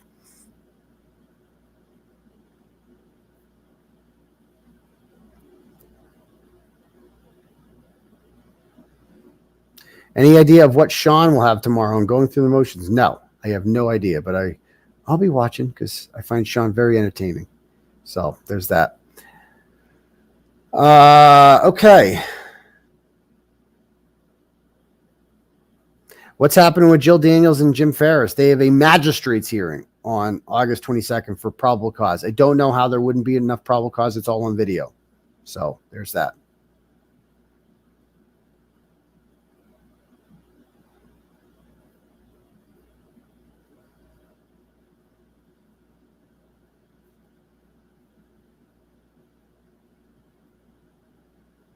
All right, cool.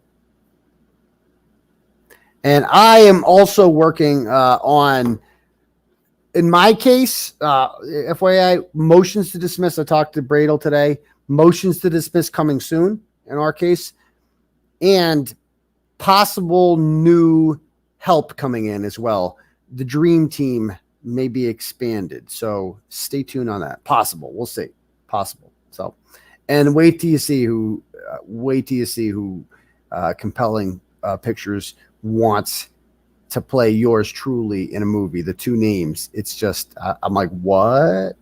Oh, I can't say. All right. Anyway, I'm out of here. I love you all. We'll see y'all for next episode of Turtleboy Live on Tuesday. See a lot of you motherfuckers down the courthouse on Monday. And free Karen Reed, free Turtleboy forever. Peace, Turtle Riders.